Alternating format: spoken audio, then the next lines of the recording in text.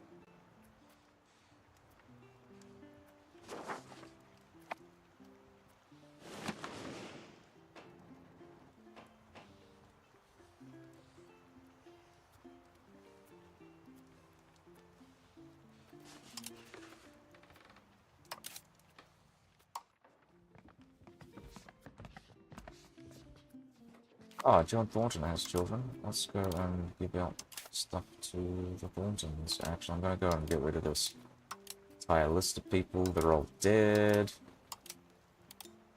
Maximilian von Habsburg's dead. Rixa Piast, my mother is dead. Giovanna Angio is dead. John Plantagenet is also dead.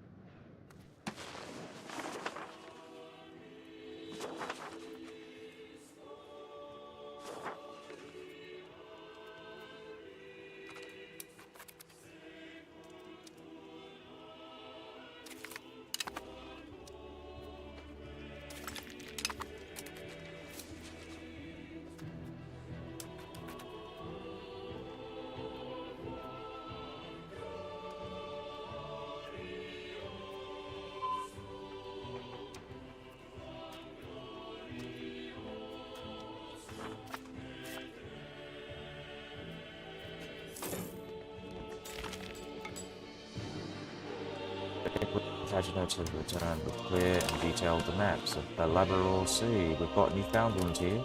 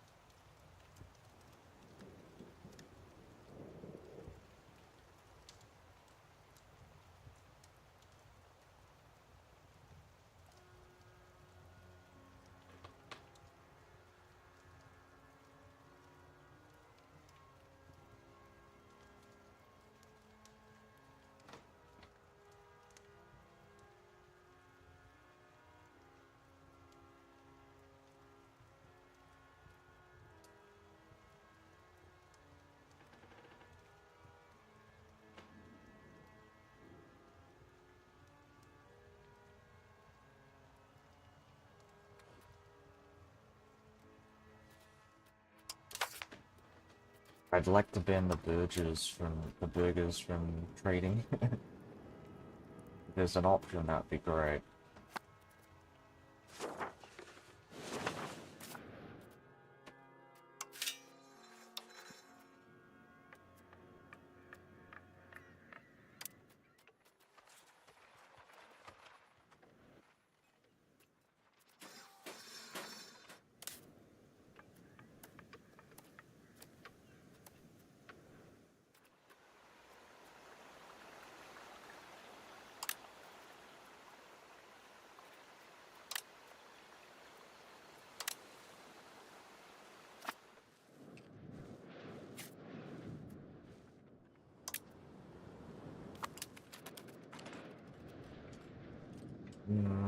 Come on, keep moving, people. Keep building things. Pause for a sec here, actually, also. We're still repairing our boats.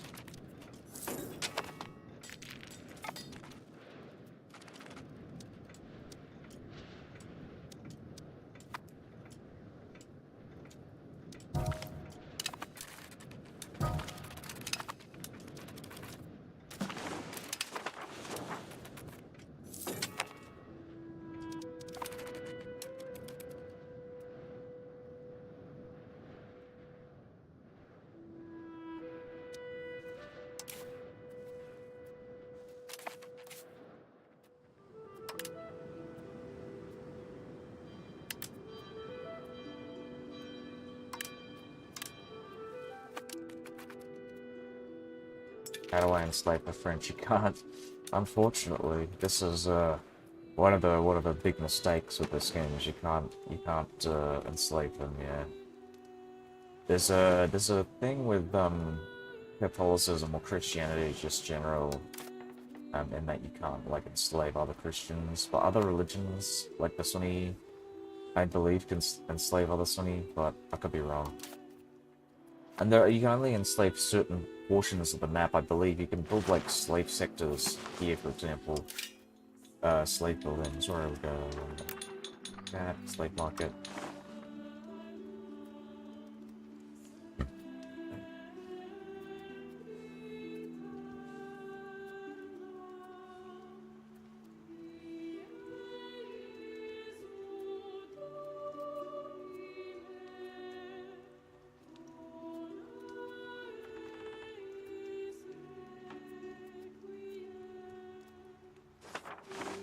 Yeah, these guys aren't Christian, though. Yeah, they're Niyama, they're pagans.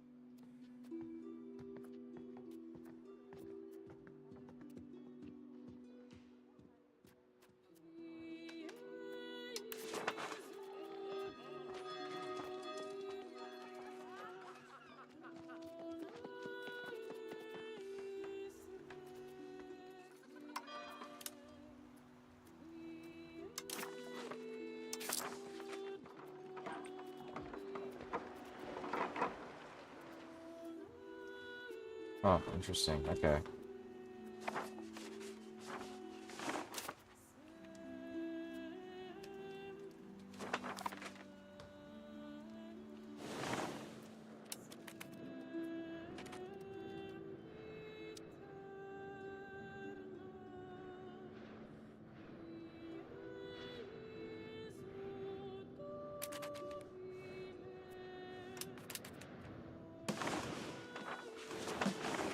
Okay.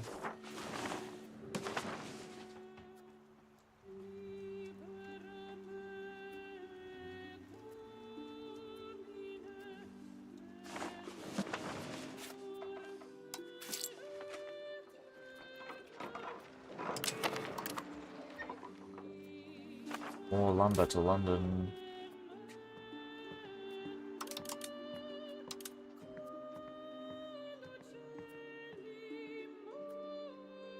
Yeah, so I'm getting lots of lumber. From the Norwegians. But the fucking burgers keep selling the lumber that I'm importing from Oslo, so what's the fucking point?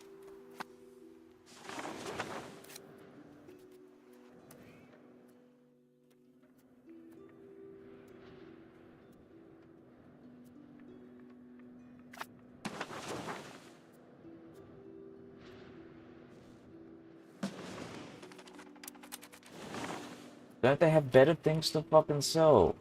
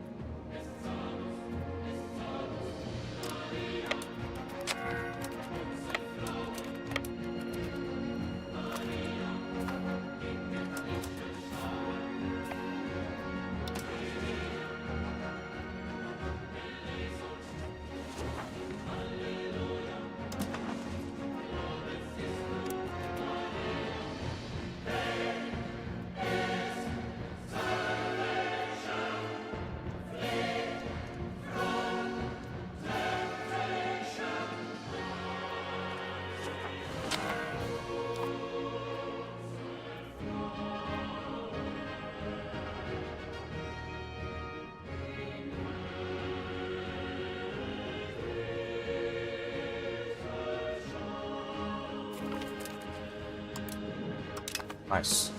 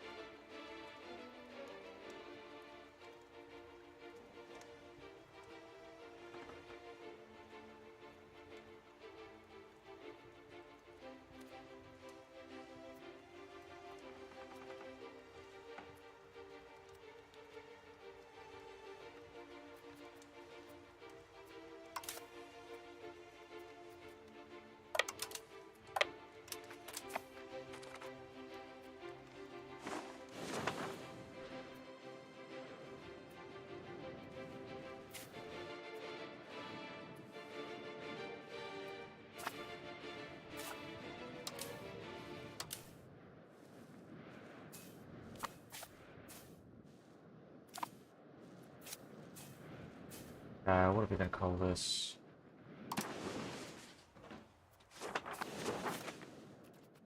This is Agda Maritime.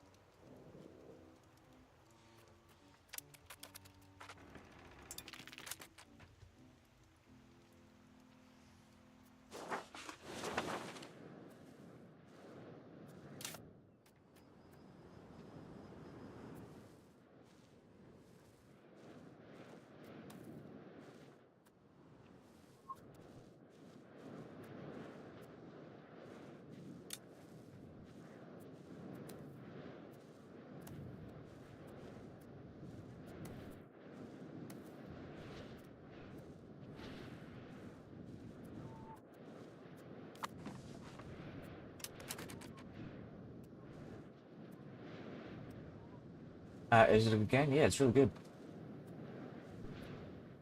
It's better than E4 for sure, I think. But, I mean, it's kind of hard to compare, though, because they're both very different games. So, um, but I would definitely say it's my favorite of the two.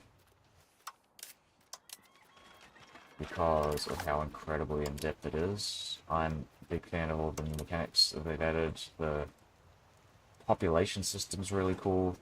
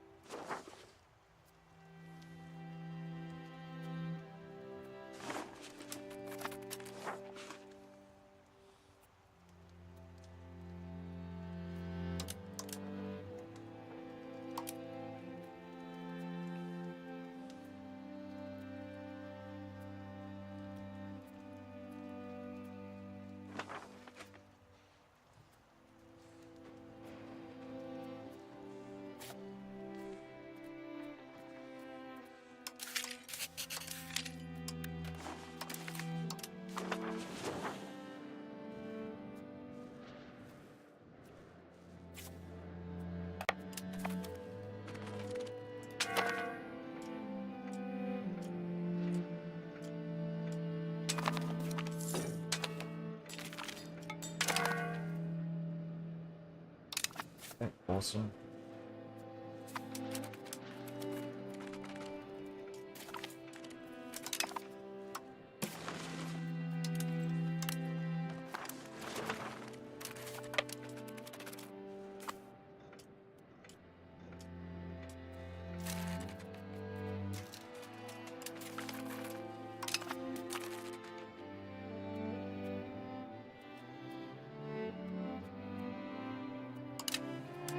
Yeah, we don't meddle in private business.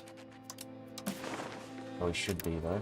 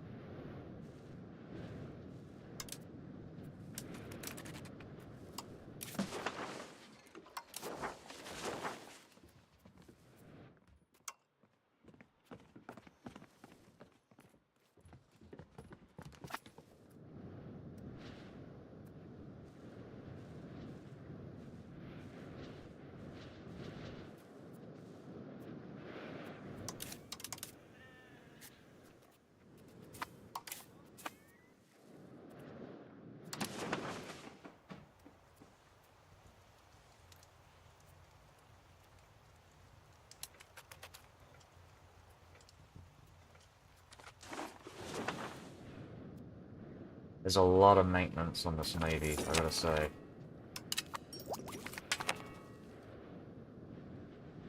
We've got max literacy from the printing press.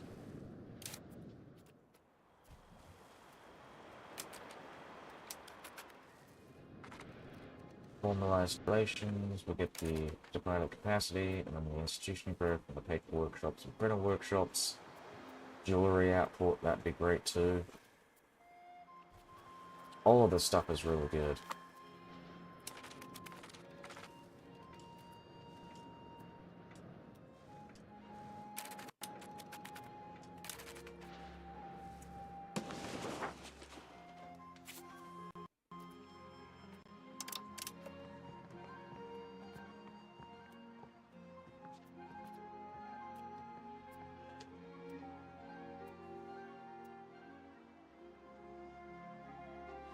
There is currently 50 lumber.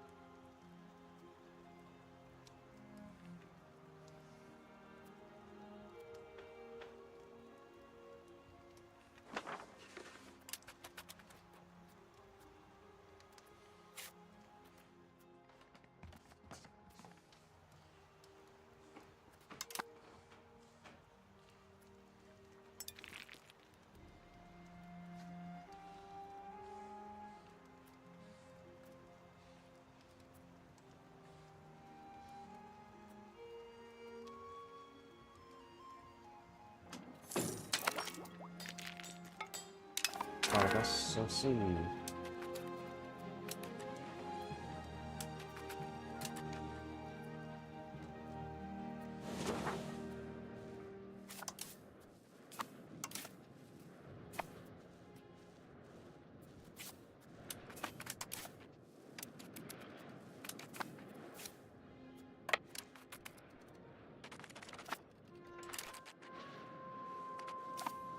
I just feel like this is a terrible fucking harbor.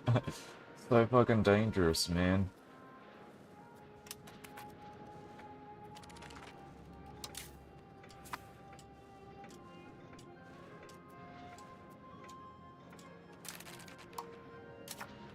Epic tradition. I've seen this one before.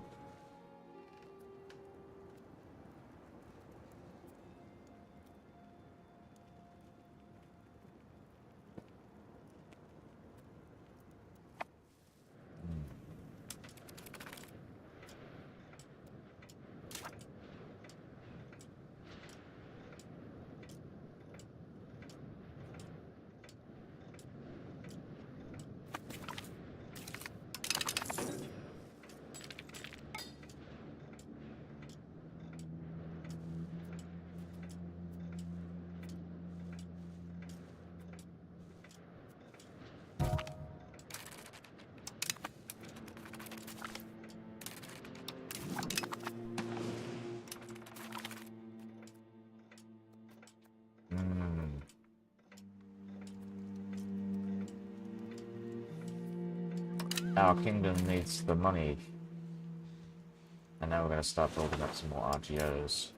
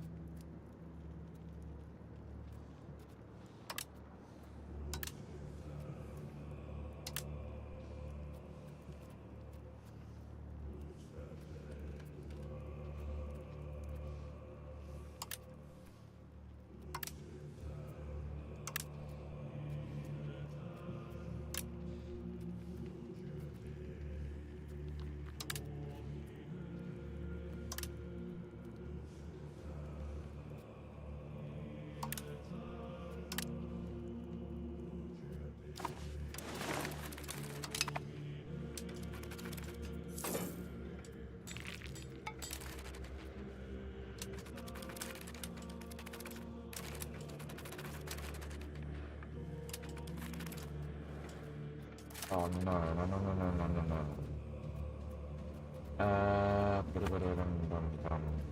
Um, yeah.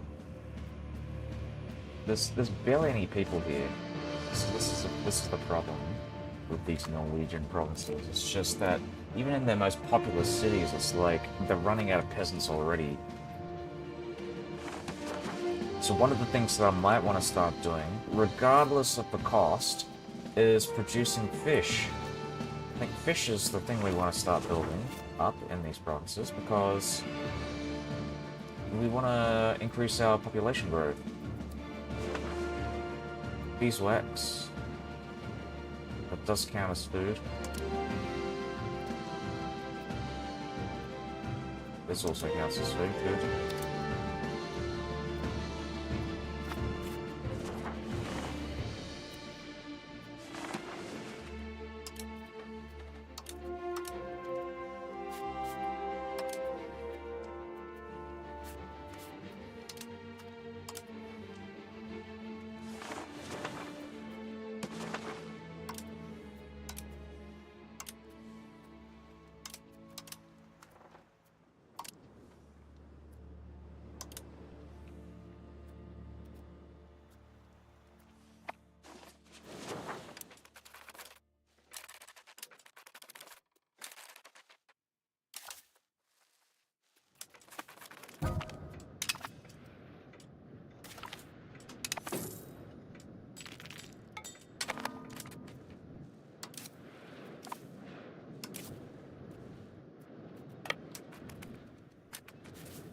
Awesome.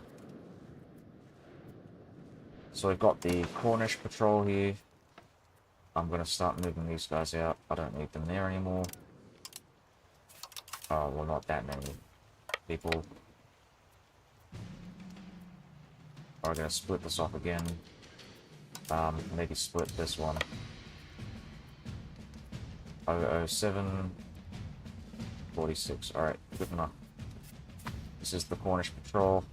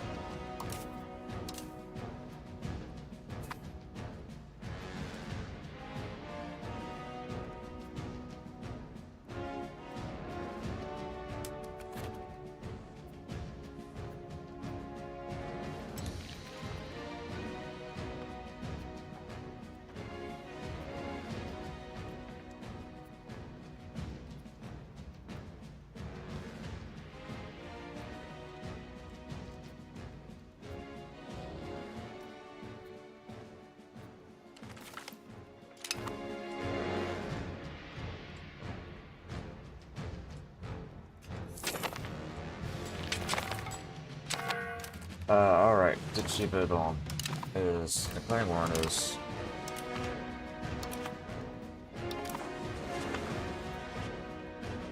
Again, it's the Bourbonites.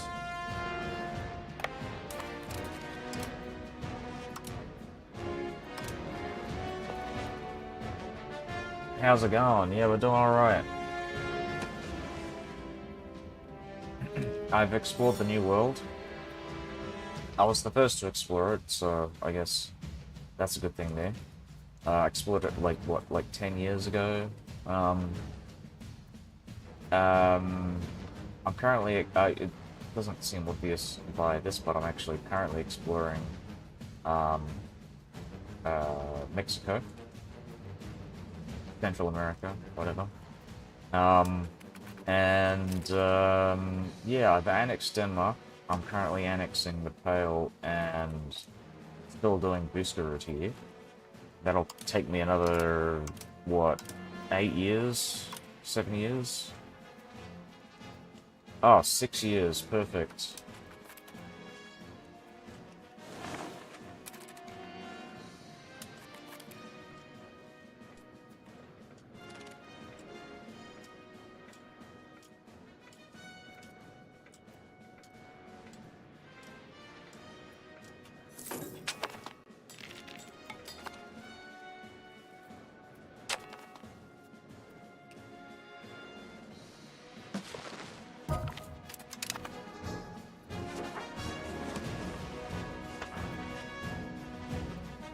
Oh, and Dauphin. Okay, so we're gonna deal with these guys as well. Alright. Perfect.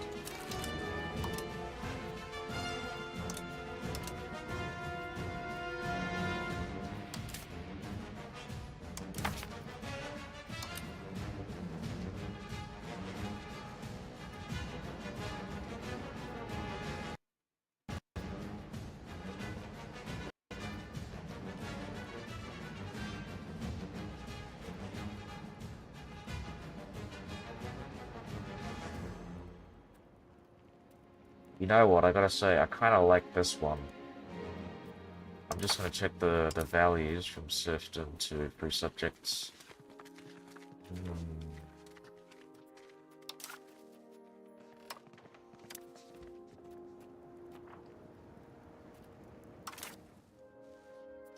I would be giving the lords a bit more power, but I think I don't mind it so much now.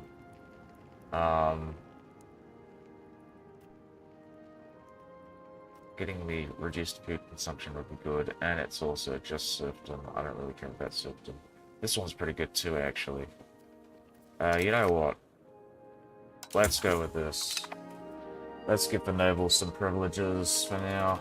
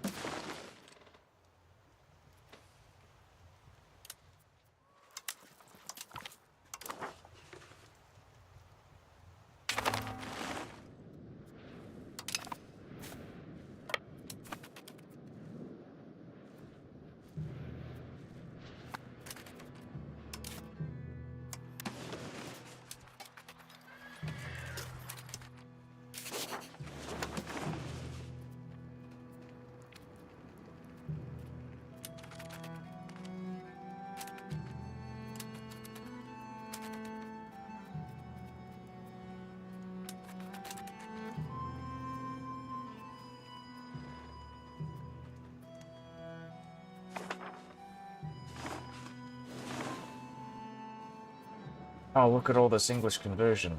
Ah, they're doing it! So awesome.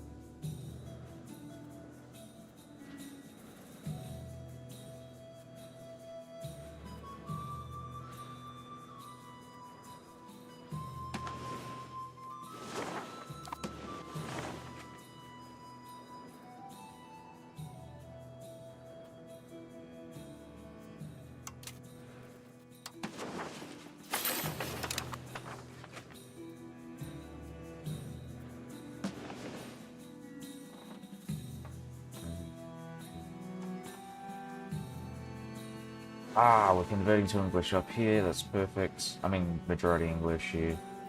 Um, let's have a look at the province. So we've got 2 English. Is this Gascon? Oh yeah, this is a different province. Okay. This is the one that I'm ignoring for now. Yeah, awesome. Awesome, awesome, awesome.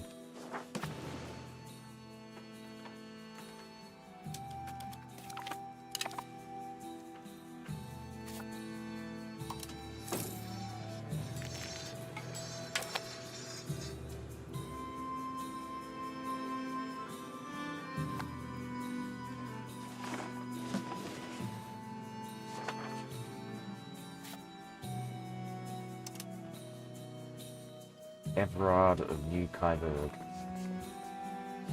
New Kyberg. What's that?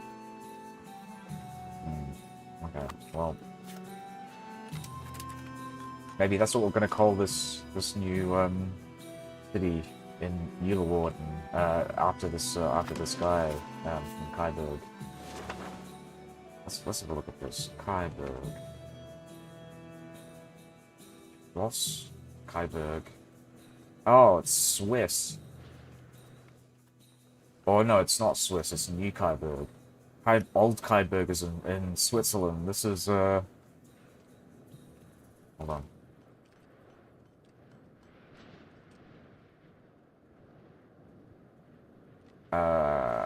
County of Kyberg. New Kyberg, also Kyberg, Bergdorf.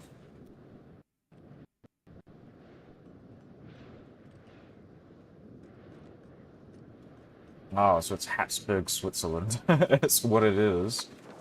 Yeah.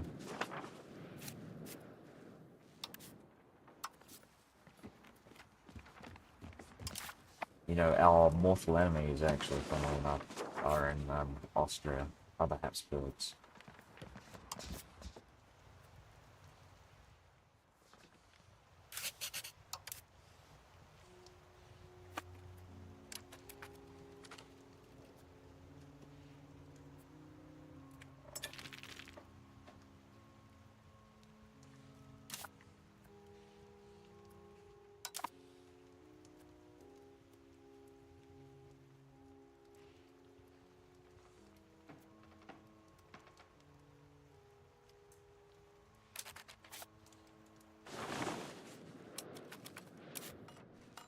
God damn it, these guys aren't converting fast enough.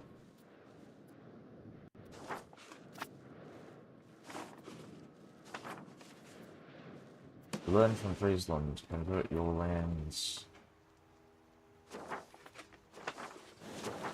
Like these guys are doing. Whoa. Whoa, man, whoa. Go Mecklenburg.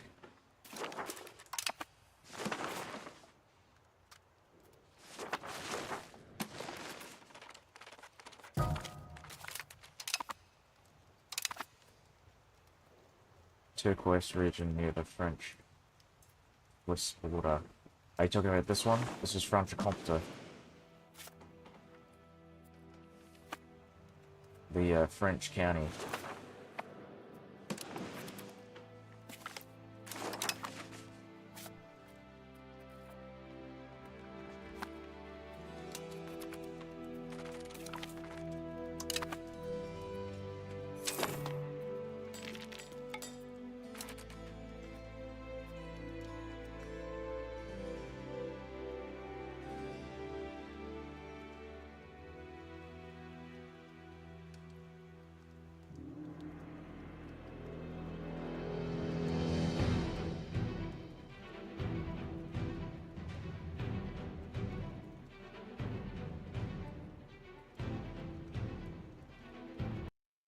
Oh, I think the game just crashed. Oh, fucking hell. Come on, man.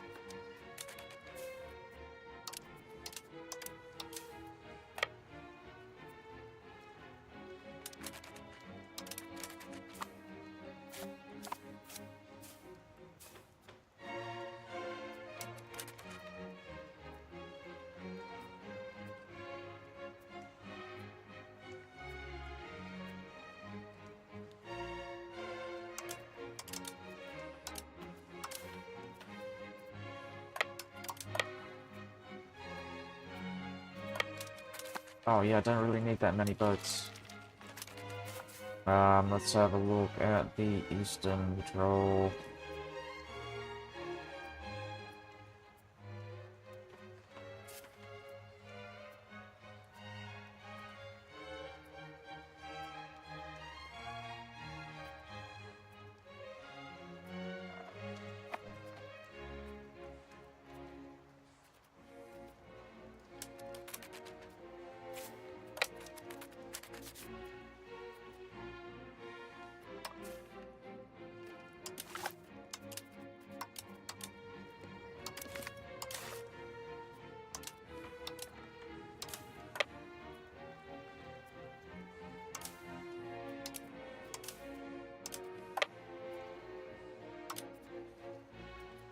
Good enough. 13. Good.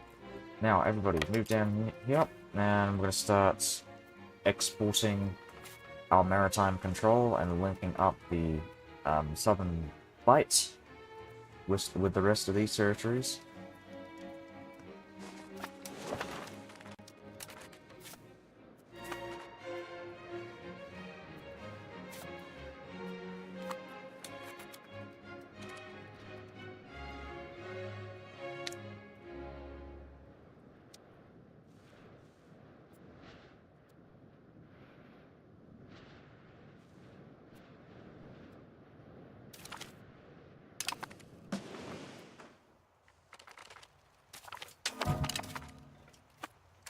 Poland have joined a coalition against Europa.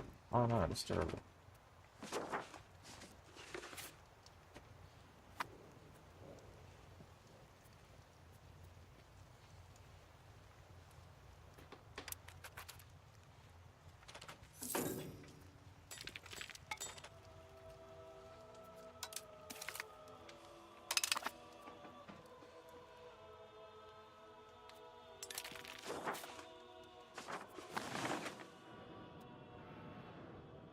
Do I patrol the coastline or just have fleets in key areas? Essentially what I do is I put enough fleets to maintain just enough maritime patrol for each sector. So, like, for example, you've got this, there's no terminology for this specifically, but I'm just going to call it a sea area or sea province. So the sea locations that have, or sea zone, whatever, that have the most maintenance as far as maritime presence go are going to be these like open sea, like open ocean areas. So like the Far Deeps and the Southern Bight. So in that particular instance, I'm going to keep enough ships out here to maintain 100% maritime patrol. So this is probably the best example, though. I'm not actually exporting control out to here because I don't have any reason to. I'm not looking to export maritime maritime control down to places like here, so I'm ignoring this for now. The ship configuration that I've got in this sea province is made so that I can actually export the minimum amount of control in Buda Bay and Saverne. So 0.6. I might be able to remove one guy actually from this. But I just want to just make sure. Alright, 0.01, 0.04. So we're going to export more ships out.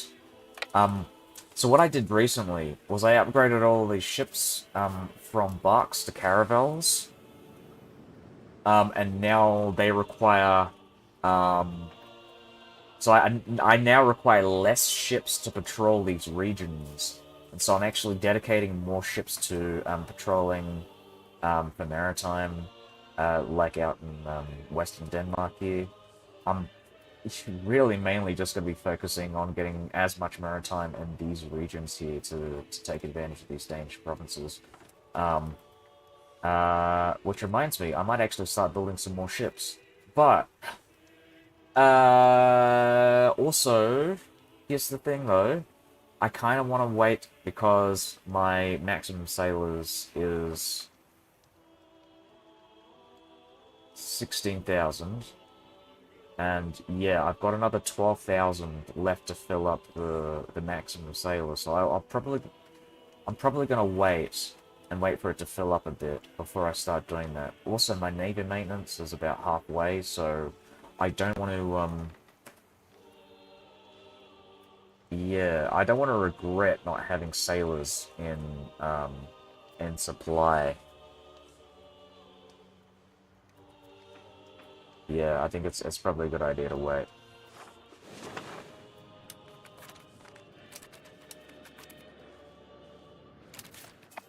So we're just gonna have a look at this again.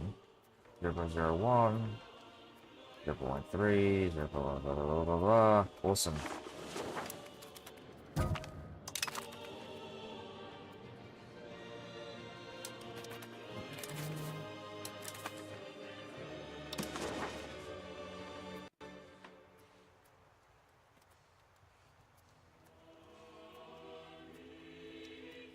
So I'm just waiting for this to export up to finish with the maritime presence, and then we're going to start moving some more ships up north, and we're going to be dealing with this maritime control.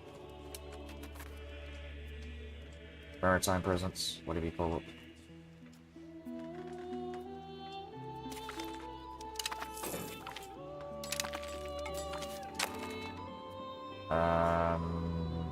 Yeah, I don't think so.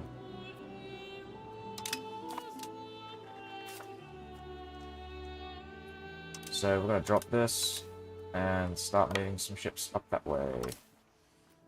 Gonna have another look at this.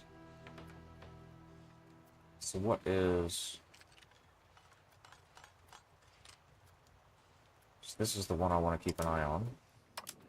Split it again. Split it again. Split it. Good enough. Alright. Let's go.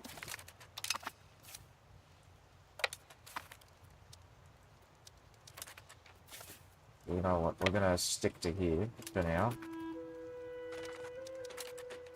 Because I want to start moving these ships up the coastline up to here when we're done. So we're looking, keeping an eye on this. We want to increase our maritime presence up to 100%.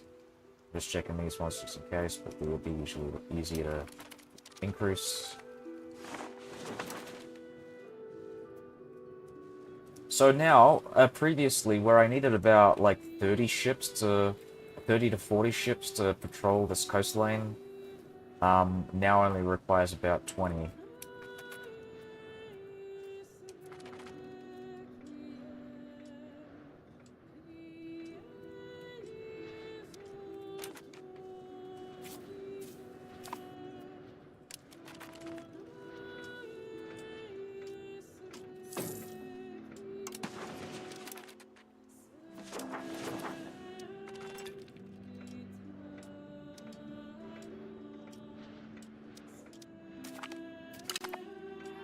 Corruption.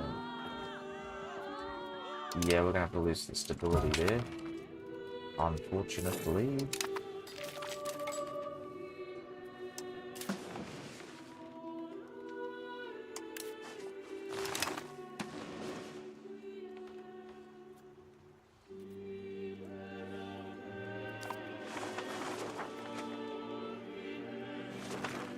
We've just got these two left, and then we have control over Greenland.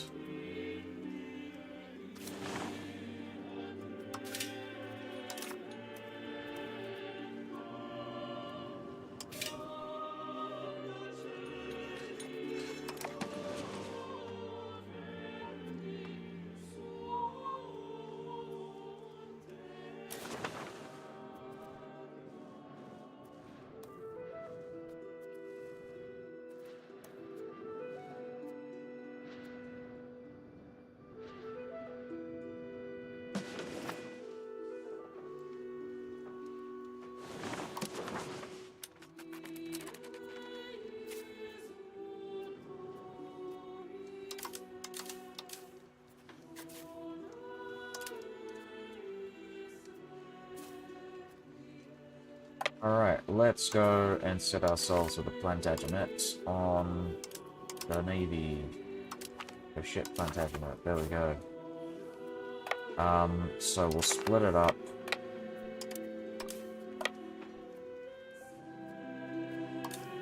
Split it up again. Good enough. So, now we're going to start moving these boats up there. So this is all, just explain, I guess, why I'm doing this. So this maritime presence essentially reduces the amount of proximity cost to the capital. So, for example, I'm just going to look at Stavanger here. The proximity cost to capital is actually incredibly small here, because the only, like, proximity cost I'm getting here is... So yeah, so the proximity cost through maritime is actually multiplied by maritime presence. Actually, this is probably not the best example, because there's a different proximity cost somewhere. Actually, this is a very good place to look. So I've got no proximity. Yeah, proximity is very far from here. And we'll see, Ushant has proximity cost through open sea. So what happens here is, if you manage to reduce your... if you manage to increase your maritime presence to 100%, then this goes away. You're not going to get any proximity cost through open sea.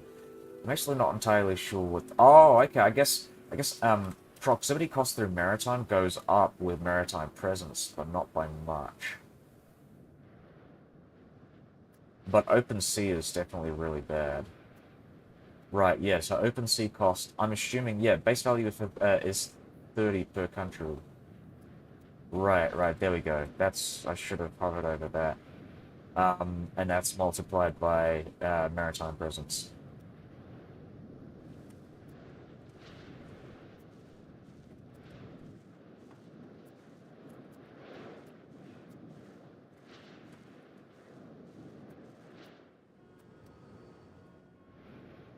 And all of this stuff feeds into control.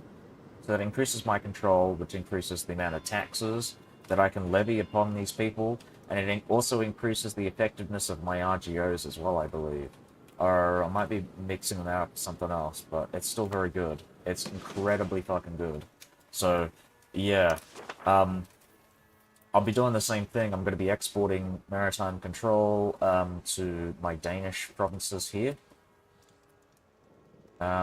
That's really interesting. There is no maritime presence. This is not actually a part of anything here.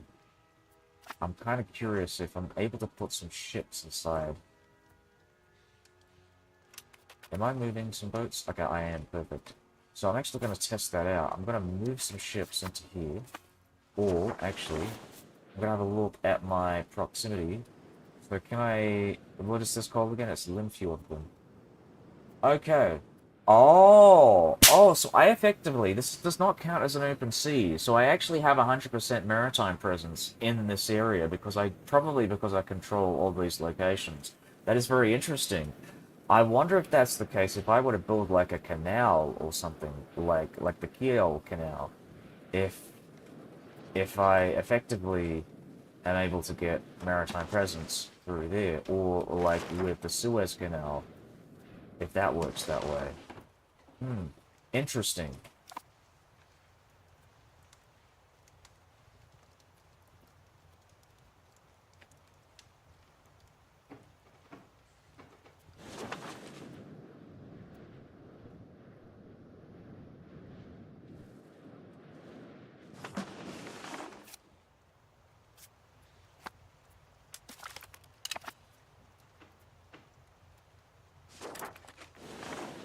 Oh, are they? I think they are culture converting here. Oh, perfect. Well done, man. Well done. Ah. Yeah, let's do it, man. Let's do it. We're converting the Saxons to Anglo. To Angle. So...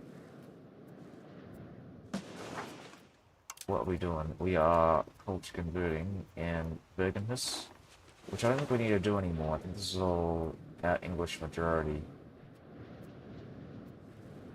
Check, check, check. Okay, so we're gonna start... Oh, yeah, I did it before, and then the game crashed. And so I forgot to fucking do it. So this is what we're doing. We are converting these Norwegian provinces to English majority, and once we do that, we're gonna start moving them off to Denmark. And we're gonna convert all these Danish provinces. Starting with these western coastal provinces, so Bowling and Tonda will be my priority provinces for conversion. Right, so I think this is converted. Perfect. Majority English.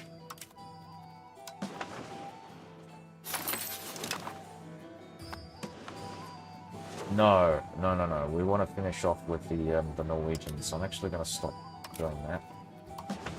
We'll convert in Vestfold.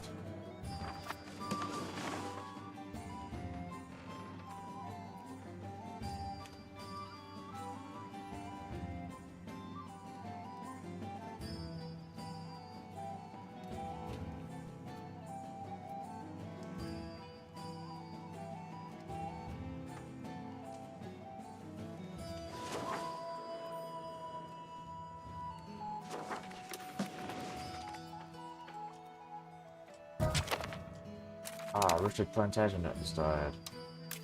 Which means we need a new admiral.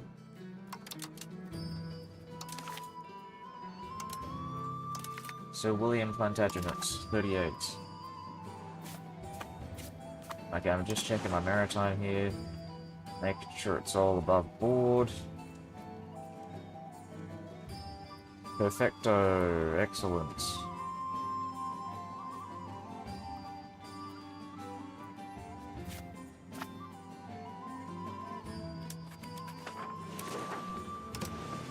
Check this as well. Awesome.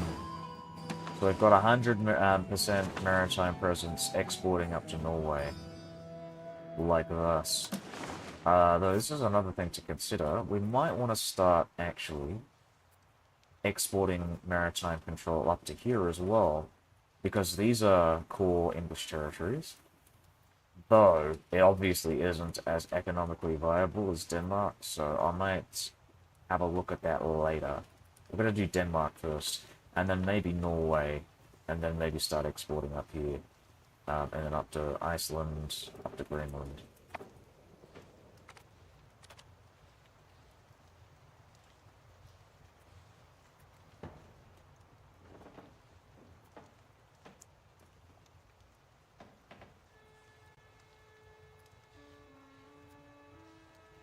Yeah, it's a really cool system. I'm a big fan of maritime presence.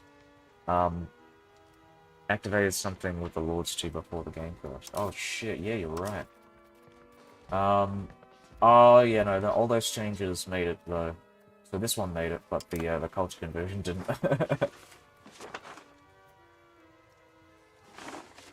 Yeah, so we've got 45% of the Lords. I might go and add another privilege. I don't think the Lords are as big of a threat as they used to be. So I think I should be fine with giving the Lords just a bit more stuff. I don't want to give them anything that gives too much, like estate power. So something like 20% is really good. I actually really like the look of this. It increases cultural influence. It does increase the cost of port, but it also improves individualism, which I don't mind so much. I think I'm thinking we're gonna go with this. So the main reason why I did that was because I wanted to increase the Lord's equilibriums, and now we've got a satisfaction equilibrium of 50%. This is with 0 taxes. Which, actually, now that I think about it, I do want to tax my people here. So we'll keep looking for privileges, cheap ones, that won't kill me.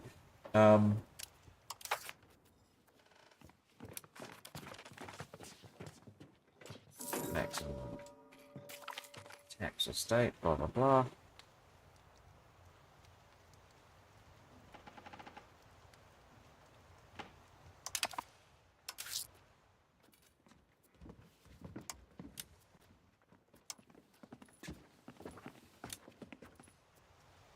I can get a lot of money out of these guys, though.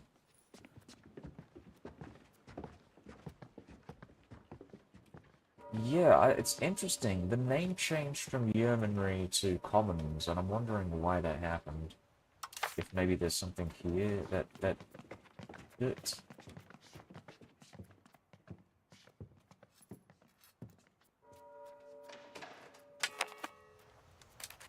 Oslo market. Okay, we're gonna start exporting some more stuff. More lumber.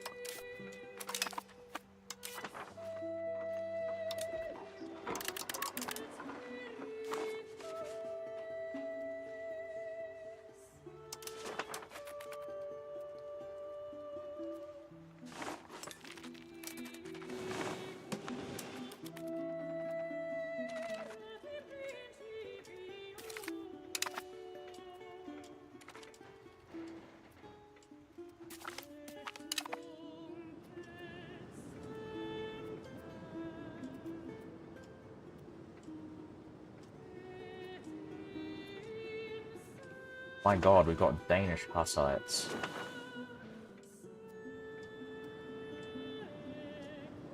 Yeah, let's move towards humanism. Welcome, Moritz Halfdanson.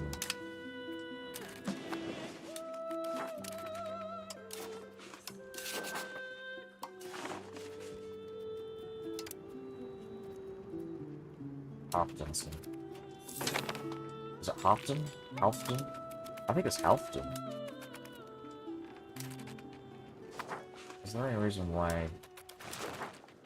Okay, you know what, it's probably because they're building up professional armies.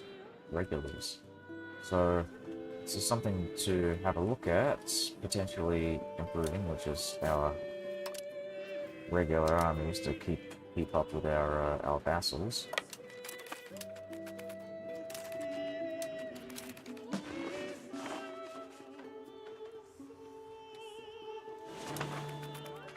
Yeah, the Irish are converting. Oh well, I'm converting. This is my own personal fiefdom, but yeah, we've replaced our cabinet with English folk, and now they're forcing the Irish to speak English.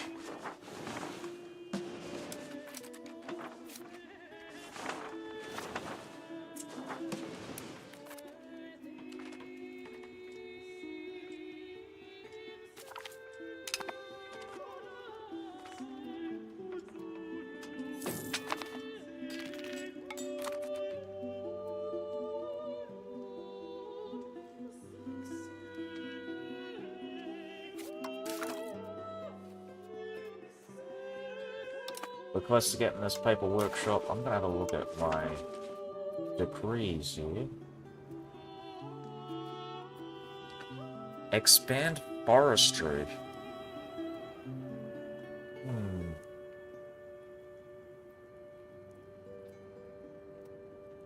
Top promotion speed 100%.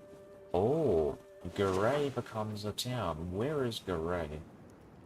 Do I want it? Ah, no, I don't think so. This is like in the middle of nowhere. In the middle of France, in the worst place to build a city. I do like the look or the idea of building gravel roads like this, but we are going to be getting a better kind of road in the future. I think I've got it queued up where we are going to have access to paved roads. So I think maybe not. Maybe not.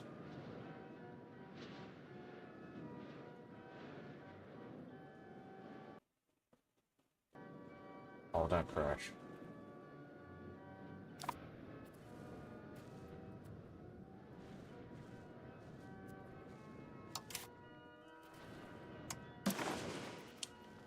But really, it's kind of hard to find other alternatives that are like better. That I think it's probably going to be the gravel road or it's going to be the forest exploitation.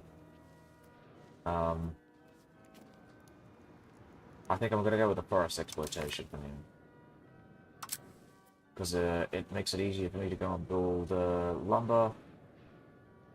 Oh, I can employ more lumber forestry stuff. This is all actually very good. So yeah, let's do forest exploitation. And what do we need? We need 45.31%. Oh yes, let's go and get the bellicose support.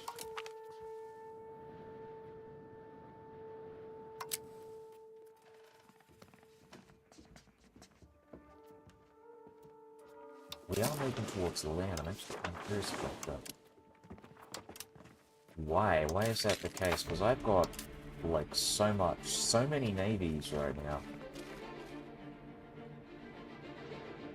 Oh, ruler has a general trait. That might do it.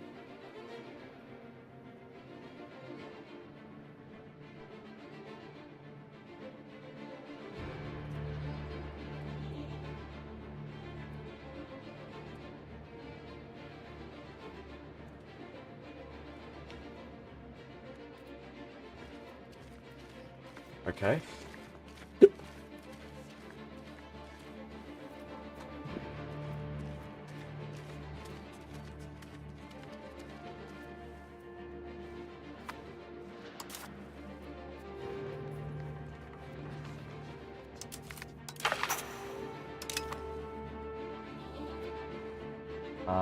I'm actually going to go and increase my taxes for now, because I've got so much of this here.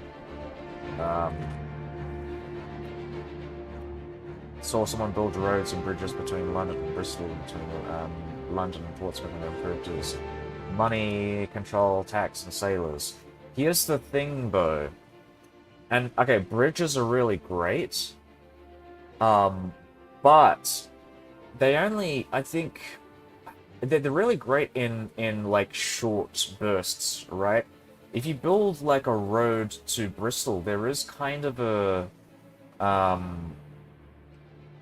there's a diminishing return with it. So the further out you go from your capital, the less effective it is. Because so if you look at the proximity cost, London to Harrow is 15.46, right? And then Harrow to Wycombe, which I should point out, I believe, should have a bridge. But this one has a bridge, so it should show the proximity cost here. Oh, maybe it doesn't. Alright, there we go. Harrow to Wycombe, because Harrow has a bridge. It gets 5%. I'm just checking if London has a bridge. London doesn't have a bridge. And I should build a bridge. Anyways. So yeah, it only drops it by 0.2. The gravel road does reduce proximity cost quite a significant amount, but there's only a certain, like, it doesn't really do as much as you think it does. Harrow to Windsor, Windsor to Reading. I'm just checking here to see if I can export more. Okay, so how much is this? I'm just going to double check that. You might be right. Actually, Bristol, here's the thing. Bristol has a better path for proximity through my sea lanes. So, like, building the road to... but building the road here, though, from Bristol to Chippenham might actually do it, though. Because Bristol gets 49%. I'm just going to have a look at this, what the total thing is. This is, I'm just going to say 15, 30, 35... we'll make it 30. 30, 50. 50 down to... This is about 50. 50, it's gonna be 80. Wait, hold on, I'll just do that again. So 50, 65, yeah, 80. So if I were to build a road from Bristol to Chippenham, I'm just going to test it here. It's probably going to set my um, my proximity cost from here to here rather than here to here. But I'm just going to check also Reading to Chippenham. Actually, so if I drop this, then it would be 60-ish. 60, 63, 64. So maybe I might be wrong.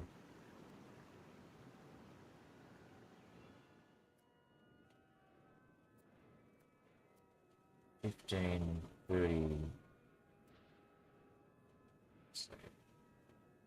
30, 30, 31, 30, 65. Yeah, I think doing the math here, I think it's equidistant. So Bristol to Chippenham is actually equidistant from to London to Chippenham in terms of like proximity cost, or at least the difference would be incredibly small. Um, I mean, it is worth like building, I would say, road networks from London out to as far as like here. I think this is probably the range where it kind of peters off, and you're better off building like roads from your ports. So Pembroke, for example, is a really good port. This is so the proximity cost of sending goods from here to here. Portsmouth London one was even more effective. Let me see. Portsmouth, which is here, to London. I think Portsmouth is even better in terms of proximity cost from sea location. So you look at this. I have let me do the math here. So this is 5, 10, 15. I'd say about uh, we're at 12, 16, also 14, 14, 15. So this is 14, 15. So 15 is about the same distance as London to Harrow. So not so efficient. I'm actually, I would say it's more efficient to build road networks out from Portsmouth to like Winchester. I think I'm doing it in Southampton, but I should probably do it from Portsmouth, which actually we'll have a look at, and you can see the proximity that I'm getting in Winchester is actually like overriding any potential paths from London because it's so cheap just to like ship everything on the seas out to Southampton and then just travel by road from there. Same thing with Paul as well. Like you can get so much control just by utilizing your natural harbors. This is another one. This is a really good one, but it's got cold, so I'm not really sure if I want to build it up. But that's a really good natural harbor.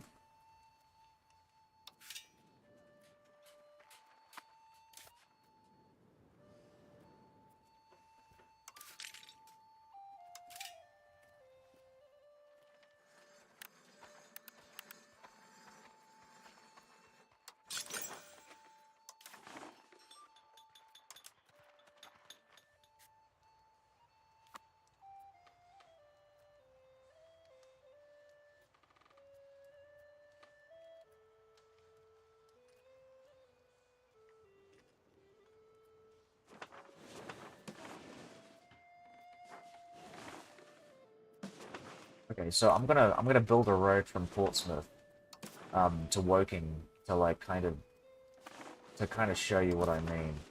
So yeah, Basingstoke to Woking. I mean, I'm losing a bit of money, but I don't really care. I'm gonna make so much money in the next couple of months. So, um, okay. So what's another thing I want to do? I'm actually gonna have a look at my reforms here. There was something I was thinking about maybe getting rid of like autocracy and replacing it with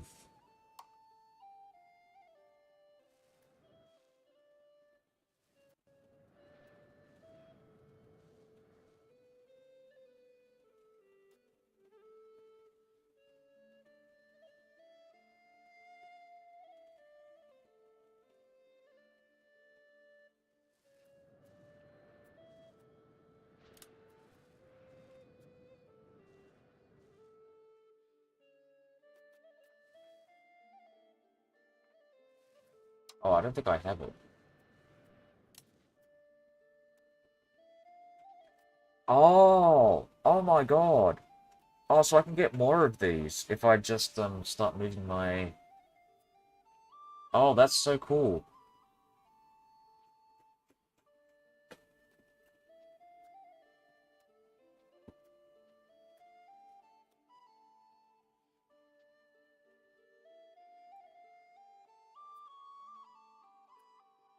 Okay, I need to get this capital economy stuff. Let's boost our capital economy as much as we can.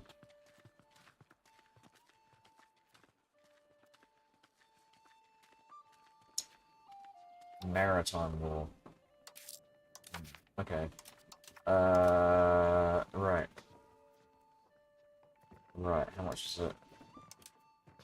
Where's my maritime war? Military.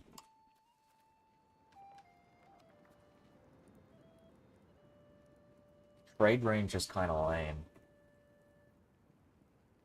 This one's really cool. Oh, it's so expensive though.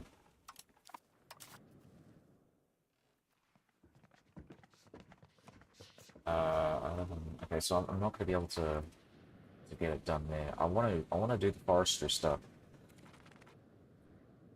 I don't want to kill my my bills, so we're just gonna, yeah, we're gonna let it go for a bit. No, I'm not gonna improve my capital economy quite yet.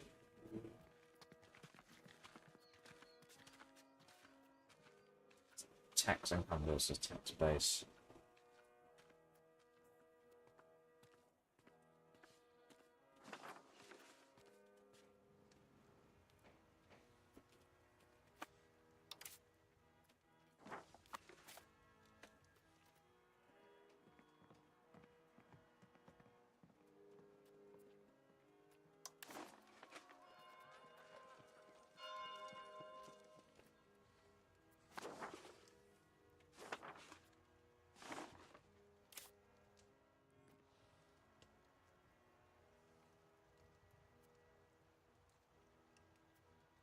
Poland has a lot of lumber. Novgorod has a lot of lumber. Stockholm has a lot of lumber. I'm thinking Stockholm is a really good option for declaring war.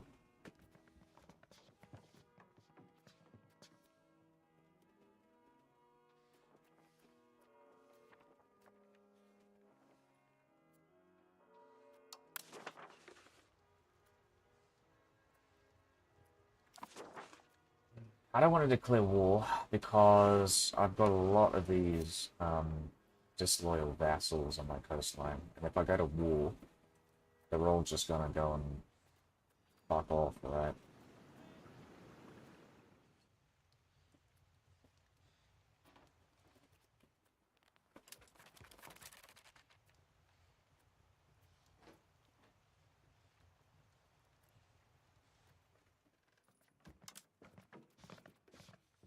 Oh, right, I want to go and have a look at my spy networks. Oh my god, I've been forgetting about this. I shouldn't be.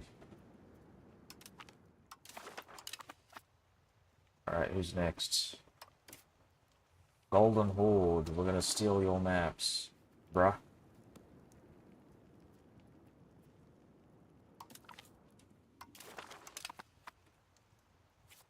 Oh, something's going on here. Oh my god. Well done, Muscovy. Well done. Russia's actually gonna form, I think. And they're gonna destroy the fucking Golden Horde. Wow. Well done. Would be good to get rid of Dublin and Edinburgh markets at some point. Would it though? I'm not sure if that's right. I think,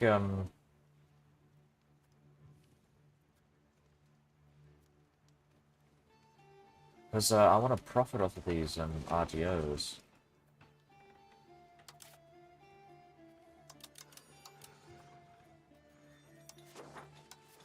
I mean, eventually, yeah, maybe, possibly, but I want to reduce my, like, market access and penalties.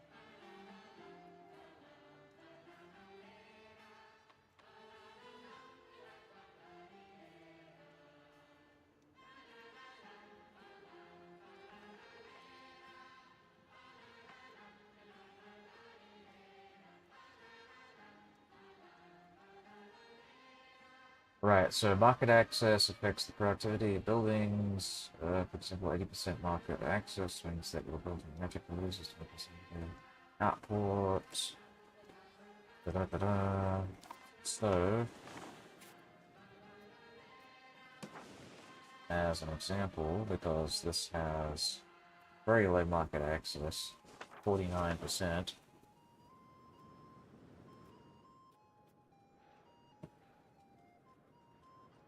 That doesn't seem to show it though.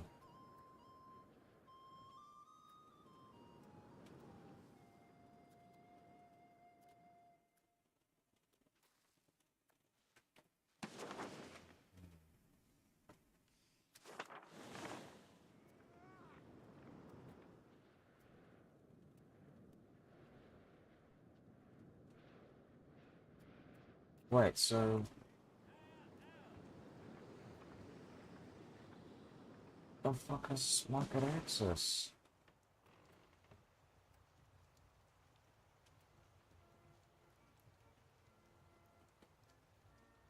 Profit of RGO. Right. Profit of RGO. Tax credits. Profit level.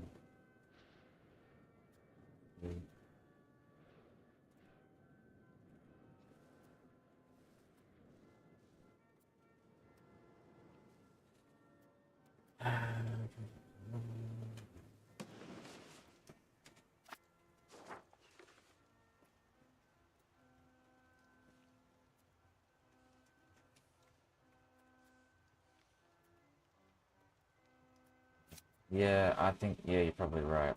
I will get rid of the market, I think. Once I integrate Scotland. Because here's the thing. The game tells you that market access reduces the output of buildings and messes with the RGO, but I don't know, like, the game doesn't really do a good job of telling you how it does it. Or, like, it doesn't, is it, is it because of the needs? Hold on.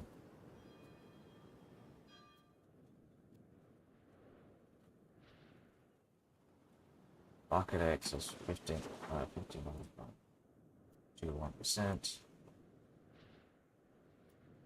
Building maintenance.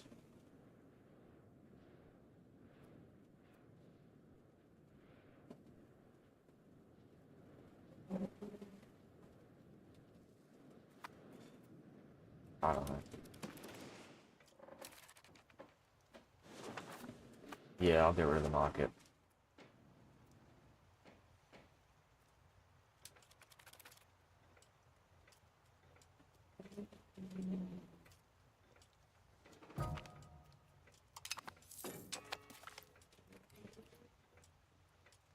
Oh no, Bohemia is the military hegemon. War score cost violate sovereignty. What does this mean? Oh, military access, food access. Okay.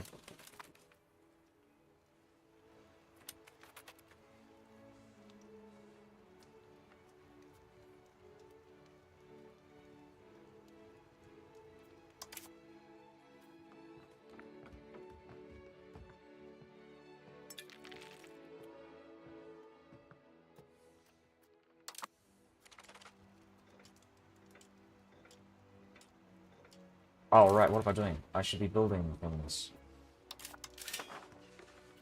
RGOs. We're looking for forestry-related things.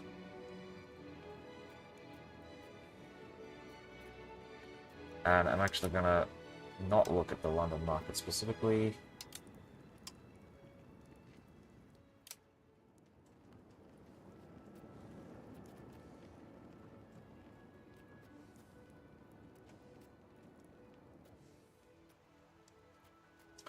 Alright, you know what? What counts as forestry for the purpose of this? So it's lumber. It is wild game, I'm assuming? No. So is it just lumber?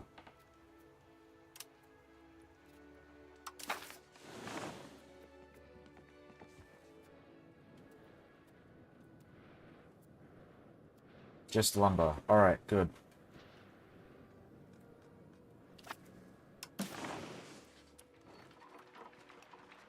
Oh, oops. Search for lumber.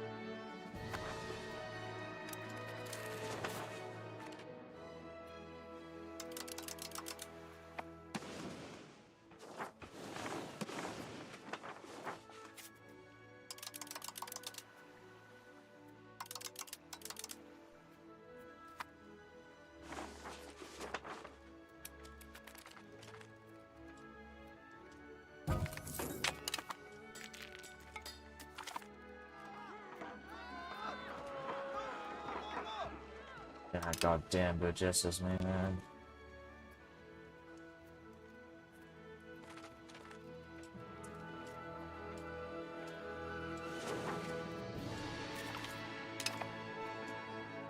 Right, so we have a road to London, and proximity still counts the sea lanes, the sea zones to Portsmouth as more efficient, a more efficient way of getting goods from the London, from the capital to here. So it's much better than a road, in my opinion. And yeah. And we're doing Bristol here as well. This is another example that we're having a look at.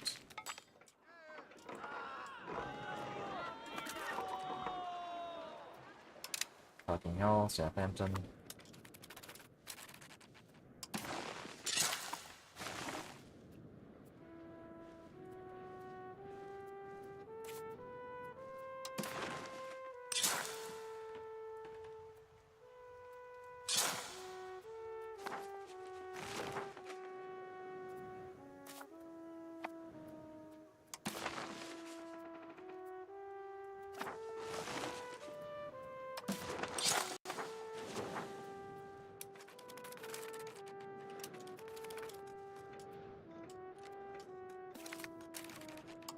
There we go. Chippenham is using Bristol as the local proximity area.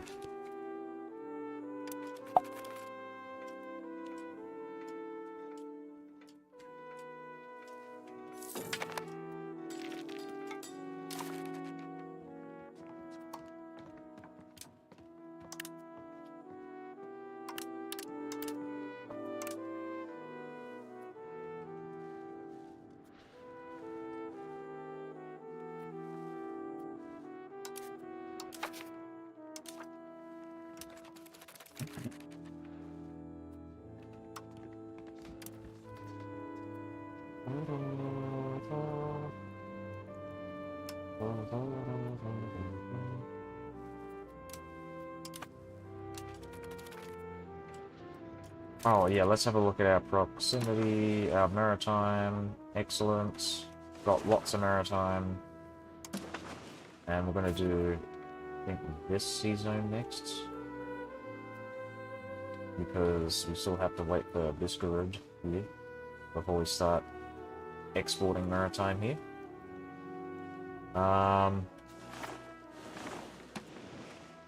Yeah, awesome. Ah, look at all this. They're converting it. My friends in northern Germany. You all speak English. What about these guys? Yeah, it's like they fucking tried. They tried and just kind of gave up. Same with these guys. I don't even think they're even worse. They've been at it for even longer, and they haven't even fucking... Still English.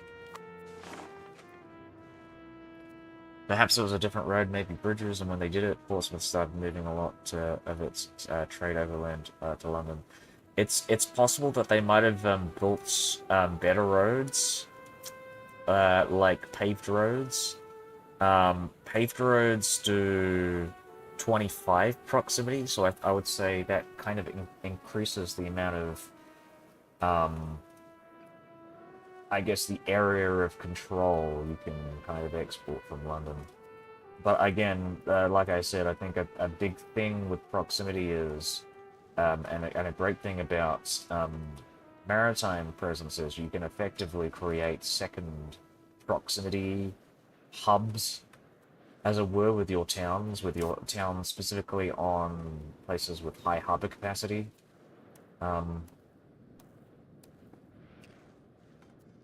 Like Newcastle, for example, was really good to export control from.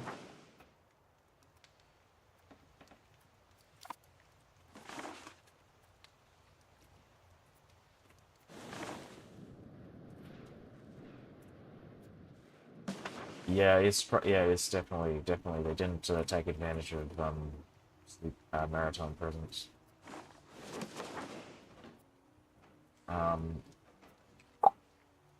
Yeah, which is, you know, realistic. I mean, most trade happened over the seas, over the oceans. Not to say that there wasn't. Obviously, there was a lot of trade happening inland as well, but like the most efficient trade was done by rivers, over the water, really.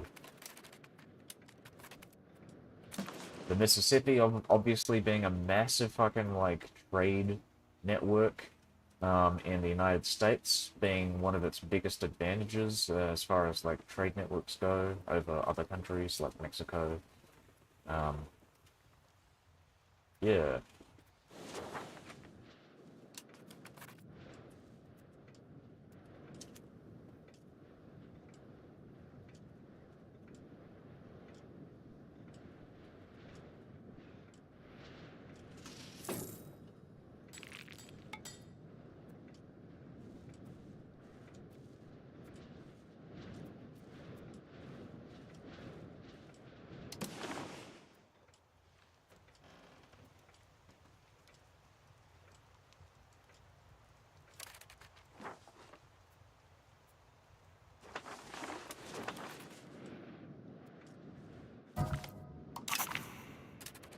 Excellent. Unfortunately, it's done in a lot of these places that didn't need it, like a lot of these French territories, but whatever.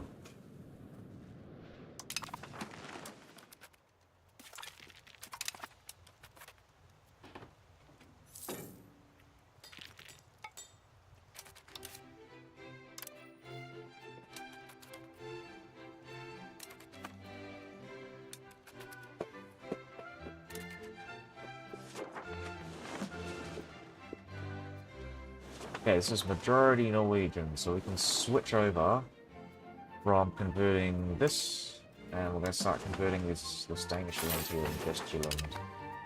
The Western Dukes will convert to English. They will be Angles by the end of this playthrough.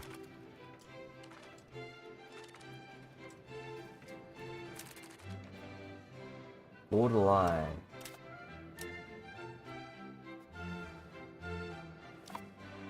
Right, so we still have this, and this to convert.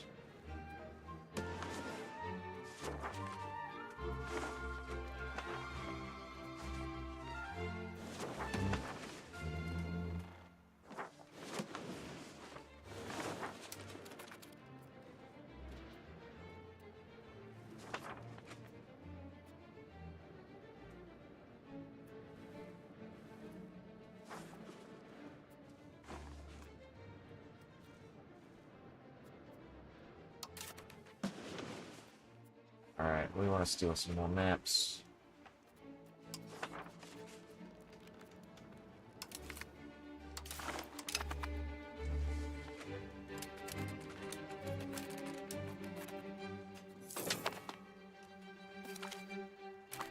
Oh no. They found my spy. Oh well.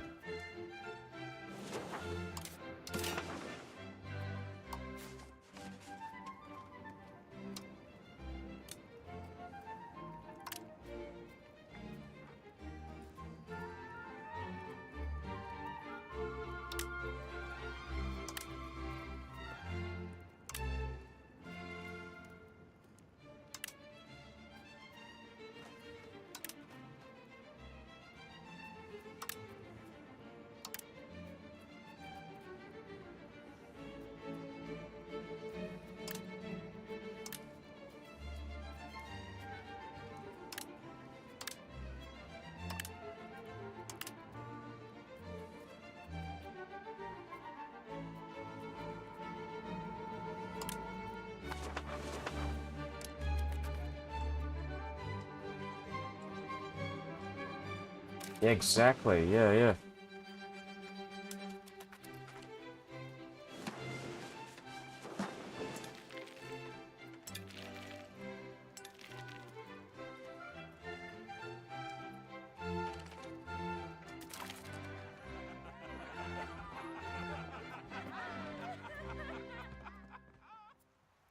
Efficiency in cabinet. Very good. I think I'm gonna go with that.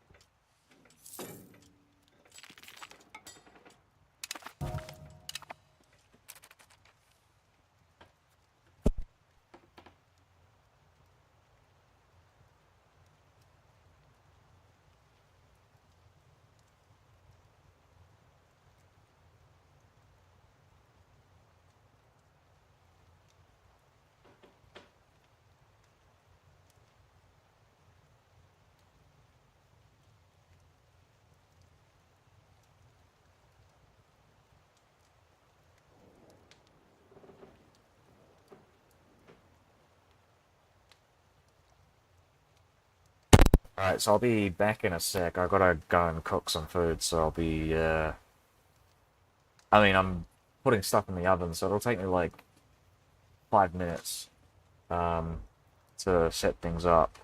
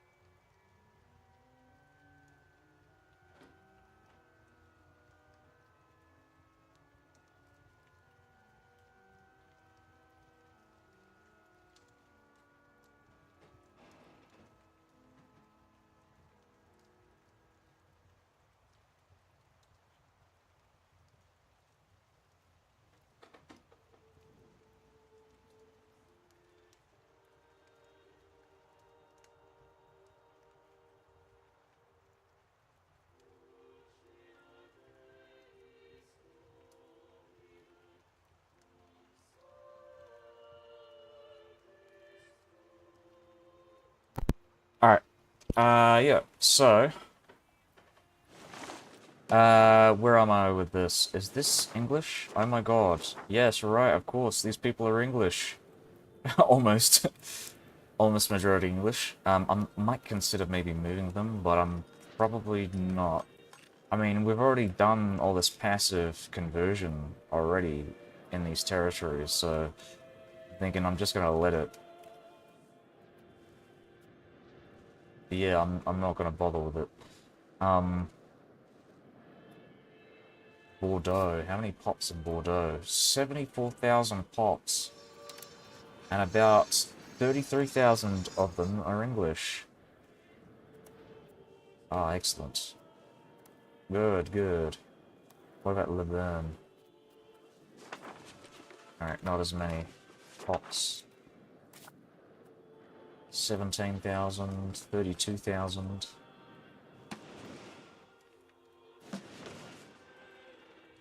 Don't want to look at Norway because there's barely anyone there. There's like, what, 1,000 per location. Even on the cities, on the towns, it's like 10,000, 12,000, 16,000. It's so lame. It's so far up north. It's so hard to produce food. So, yeah.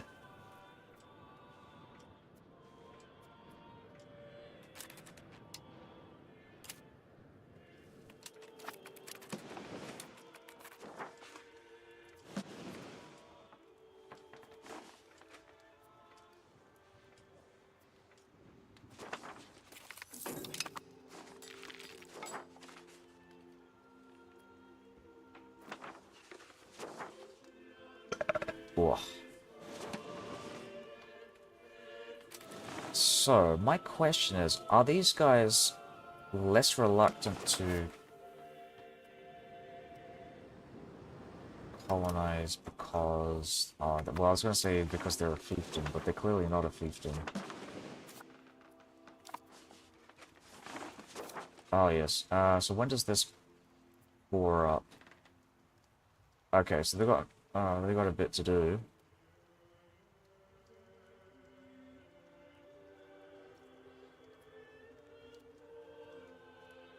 Markish is the dominant culture. Markish versus Palavian. Okay. Just checking this. So I'm assuming then with a lot of these provinces, because it says cultural influence versus cultural tradition, I'm assuming a lot of this stuff is actually not or not an accepted culture. So what is this, Kashubian or whatever? Yeah, anyways. Yeah, it's just, I don't know, I was hesitant to, like, form a vassal in Volgas, because it's so fucking annoying. Like, because it's such a, like, it's not particularly homogenous. What's the word I'm looking for? It's like a hodgepodge of different cultures. You got Western Pomeranian, Eastern Pomeranian, Kashubian, Markish, Polish, Brandenburgish. It's just all of it. All of the issues.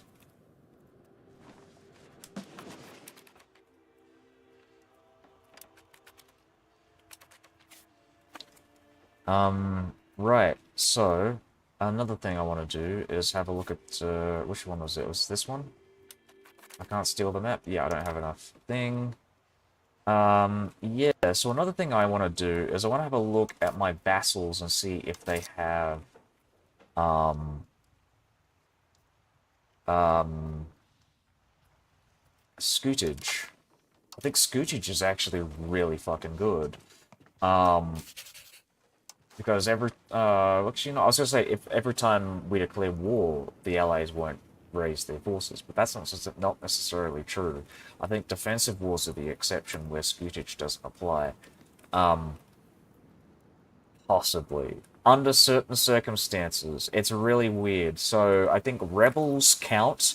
So, I mean, they don't count, sorry, I should say.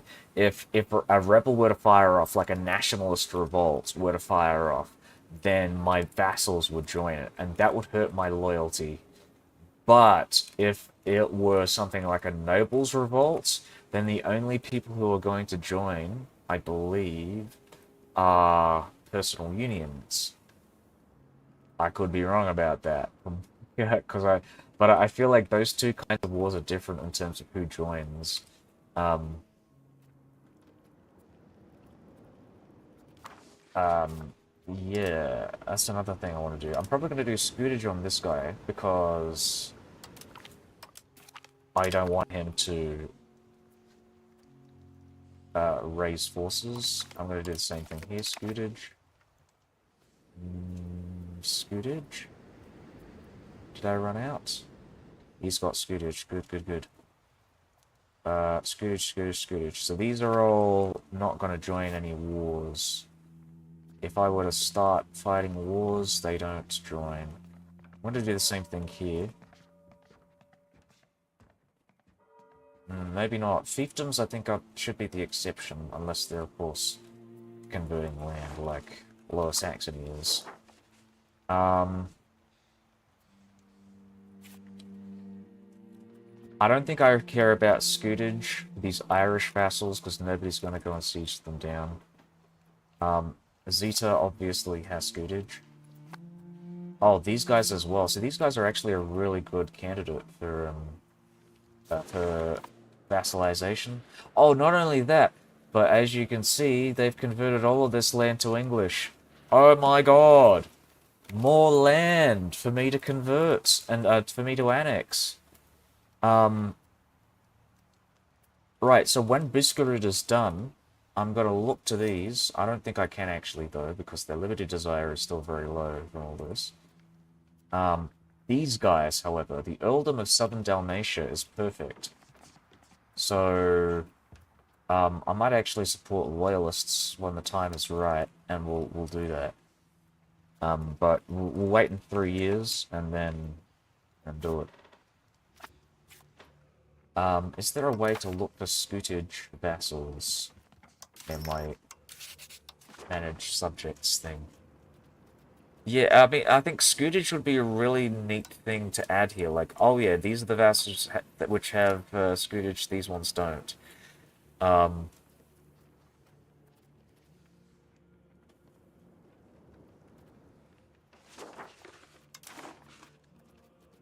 Where is Connacht and all this? Right.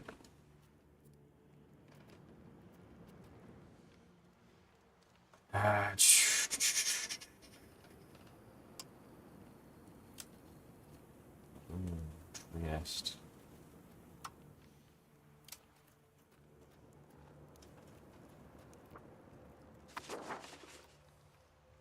Right, so I converted these guys to English and they're not doing anything. I'm assuming it's probably because they're converting to Catholicism. But, yeah, very disappointing from Laguarts.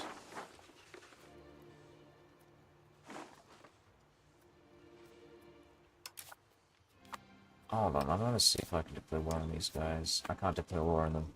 So one of the things, actually, that I want to do right now is create a spy network.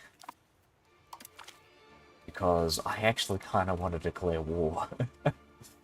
And I want to take these Swedish lands.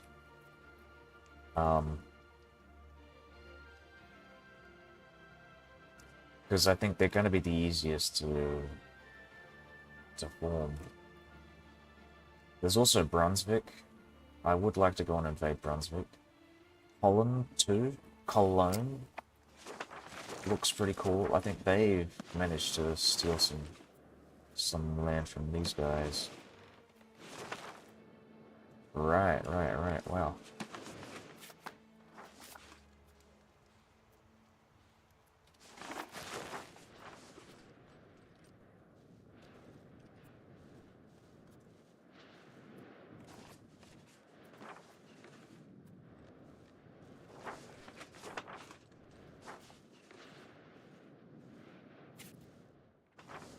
What's the primary culture of Brunswick?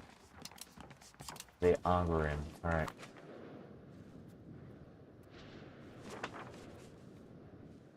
Okay, good.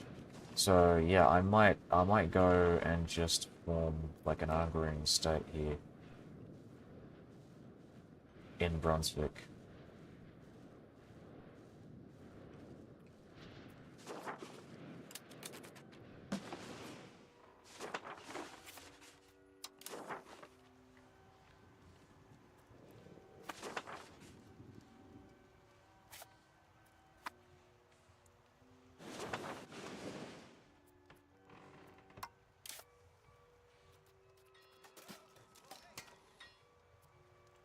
We are slightly stronger.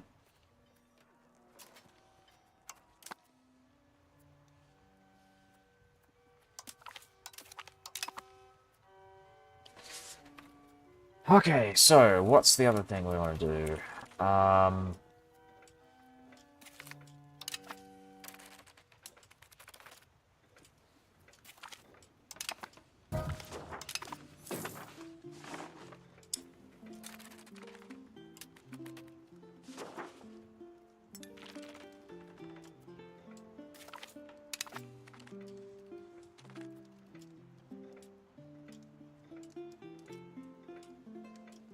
Oh yes, actually, you know what?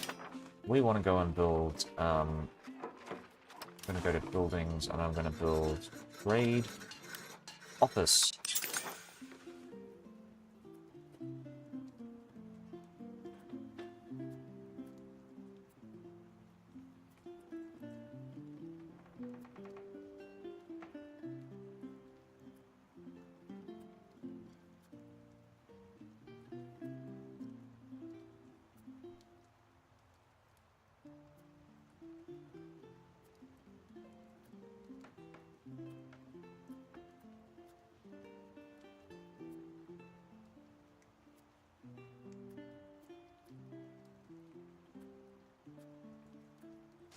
So what these effectively do is they will increase my grade capacity in each of these um, uh, markets that I build these trade things in. Oh, I just realized Naples owns bits of Genoa. That's why I was able to do it. That's crazy. All right, my alarm's gone off, so I got to do a bunch of things here. Um,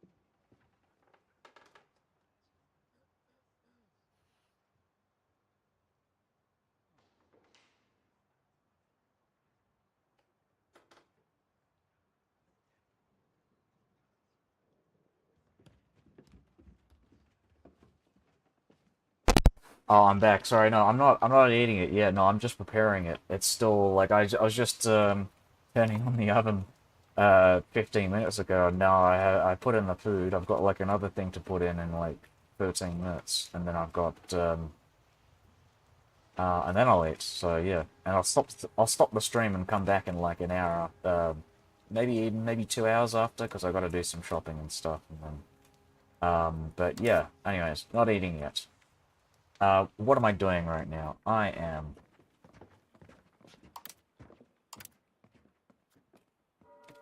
Hmm, I am dissatisfied with the amount of tax that I'm getting from the aristocrats here.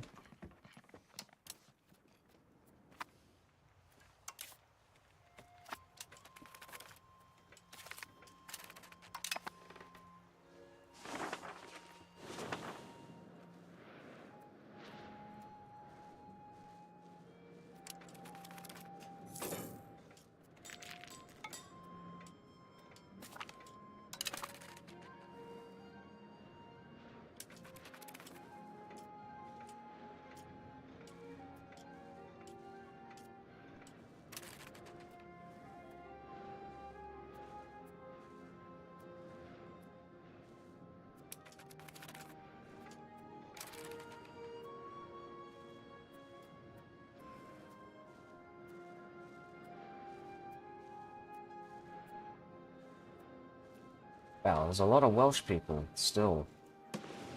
I would have expected them to have converted by now.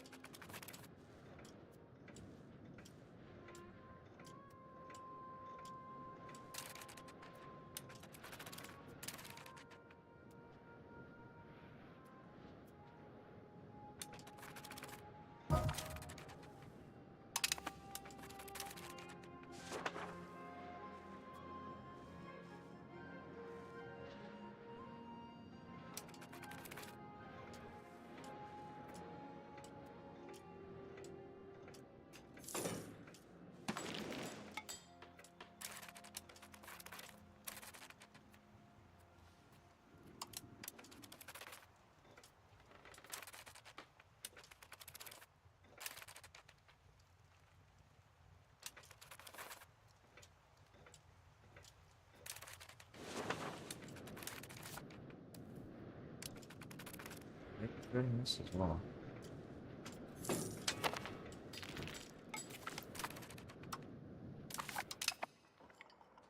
Great culture.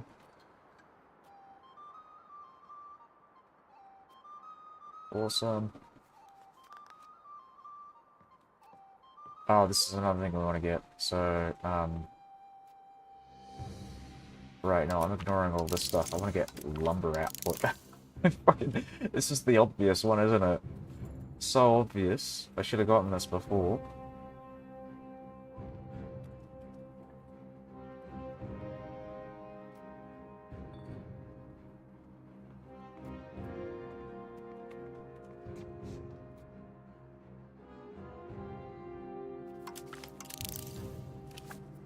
They're all so good. All of these technologies are amazing.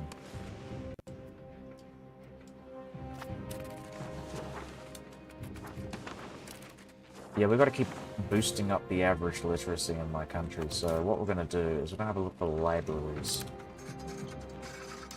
And we're going to build them up. So...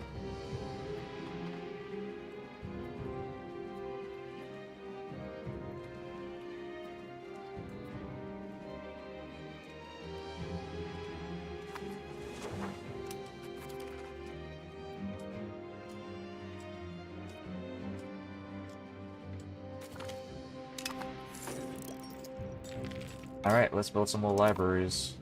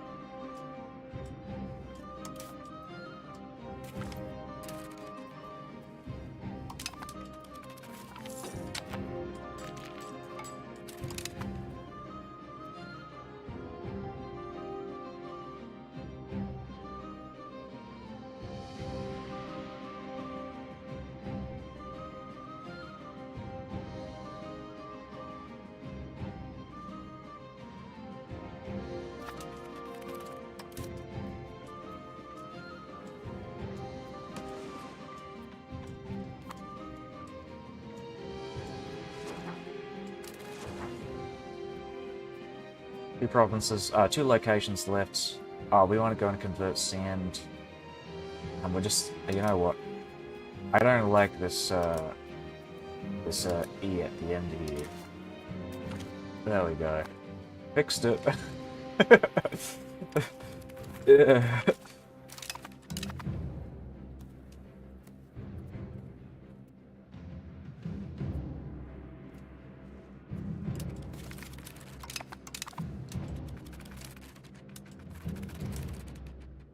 Bruh. Tons, bruh. Tons, bruh.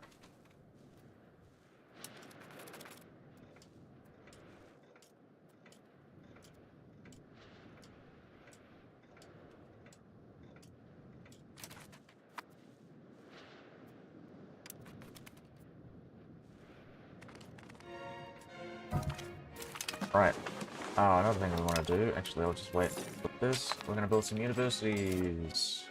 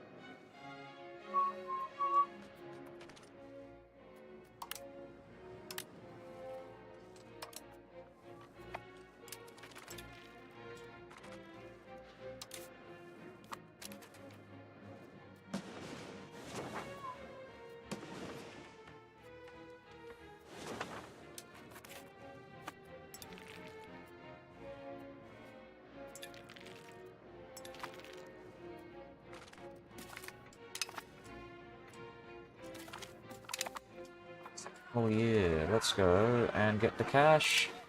And we can build some more universities. Let's go! How much does it cost? 287. Books are the most expensive part, but that's fine.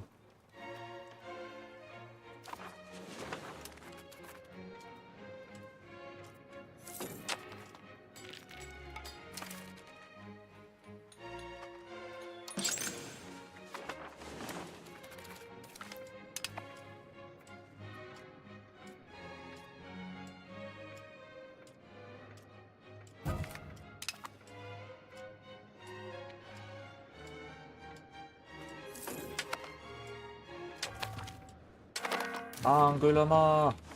Pause.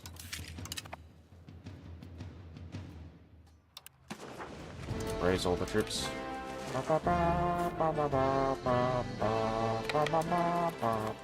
Alright, that's time to fucking die now.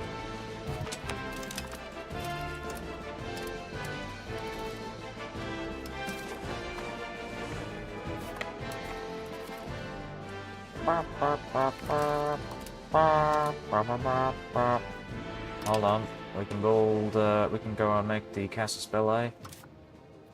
Religious war. Yeah, I don't think it really matters too much. Now we're gonna take this guy back.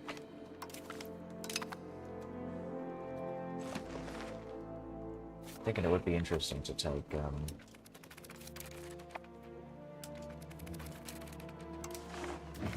what do you think about it, actually?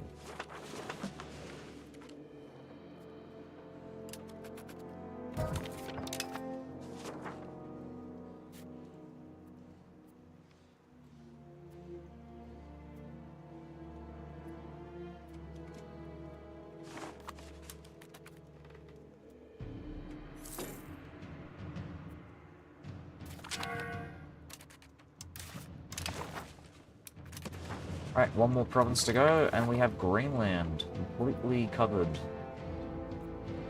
with all of our land, all of our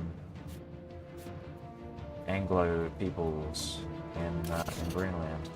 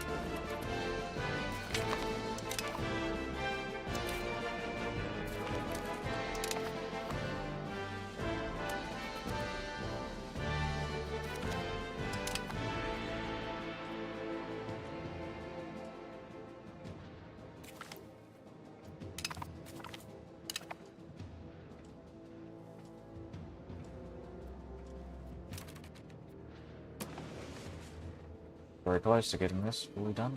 Awesome. Check. Awesome.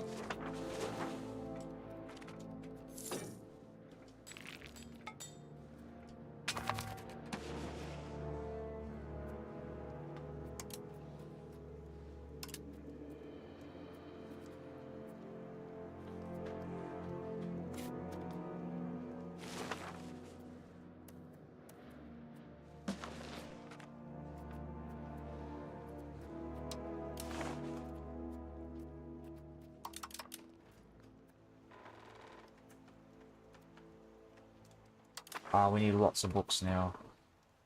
I think I fucked up. I didn't. What am I saying? Scriptorums.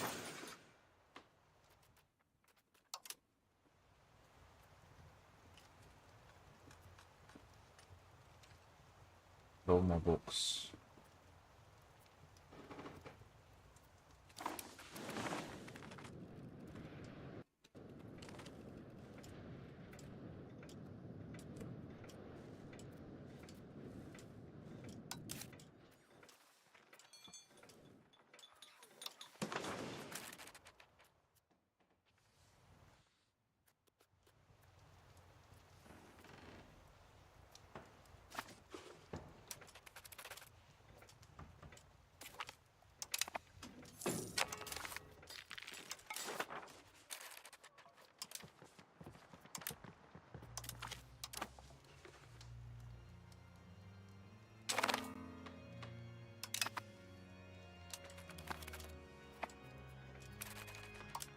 Okay, hold on. Alexa!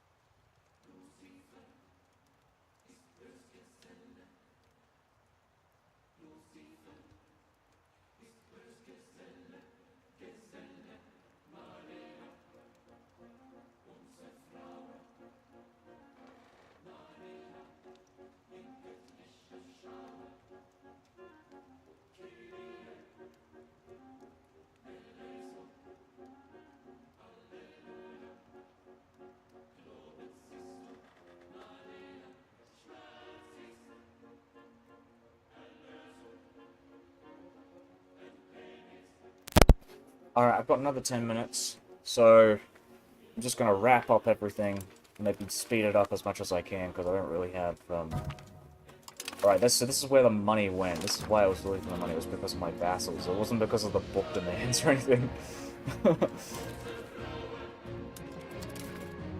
I don't think the demand for books is going to kill my economy like that.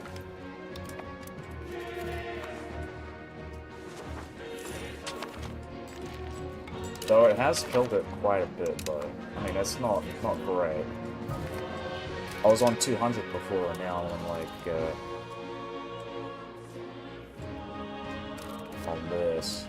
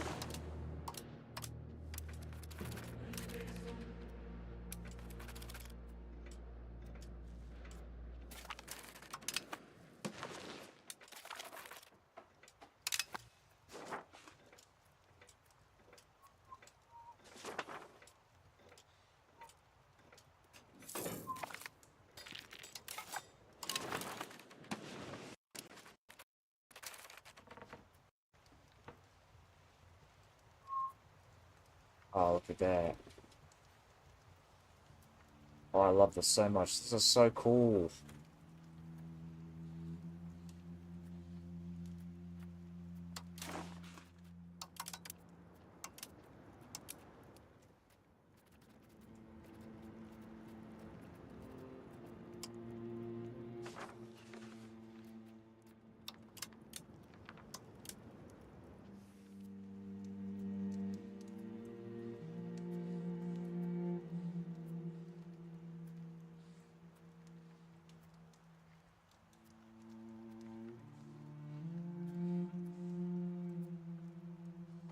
So yeah, we have an incentive to start like exploring these bits here because um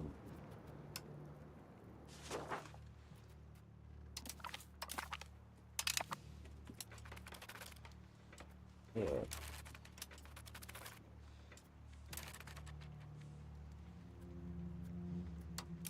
I'm gonna do the same thing here as well. Yeah, Dunedin market. Estrogen. We'll do it in the London market. Bodmin.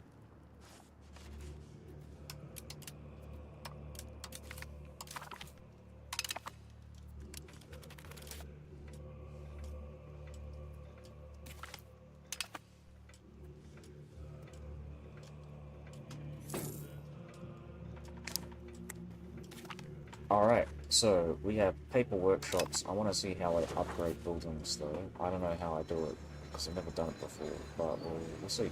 So, we've got the Paper Makers Guild. Building. Back. Doors.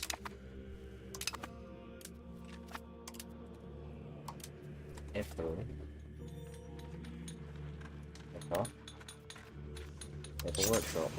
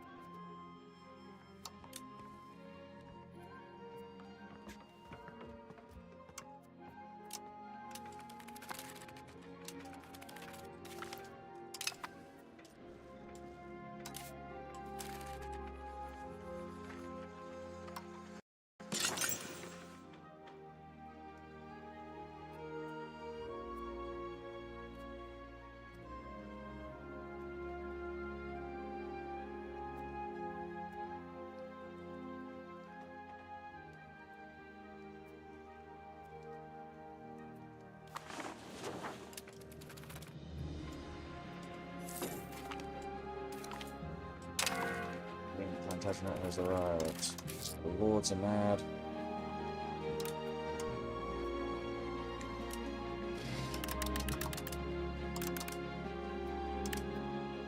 Excellent.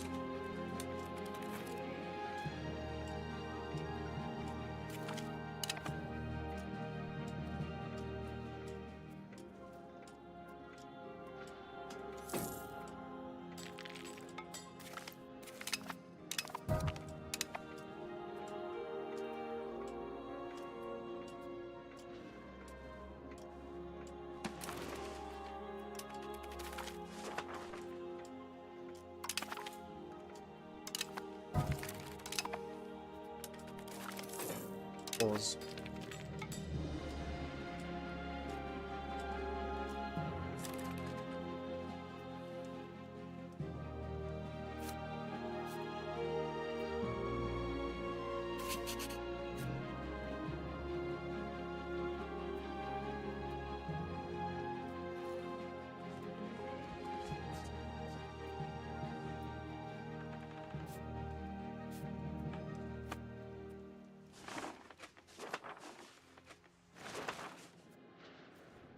Well done. Well fucking done. Holy shit. Oh, they're starting to convert now. Yes, my apprentice.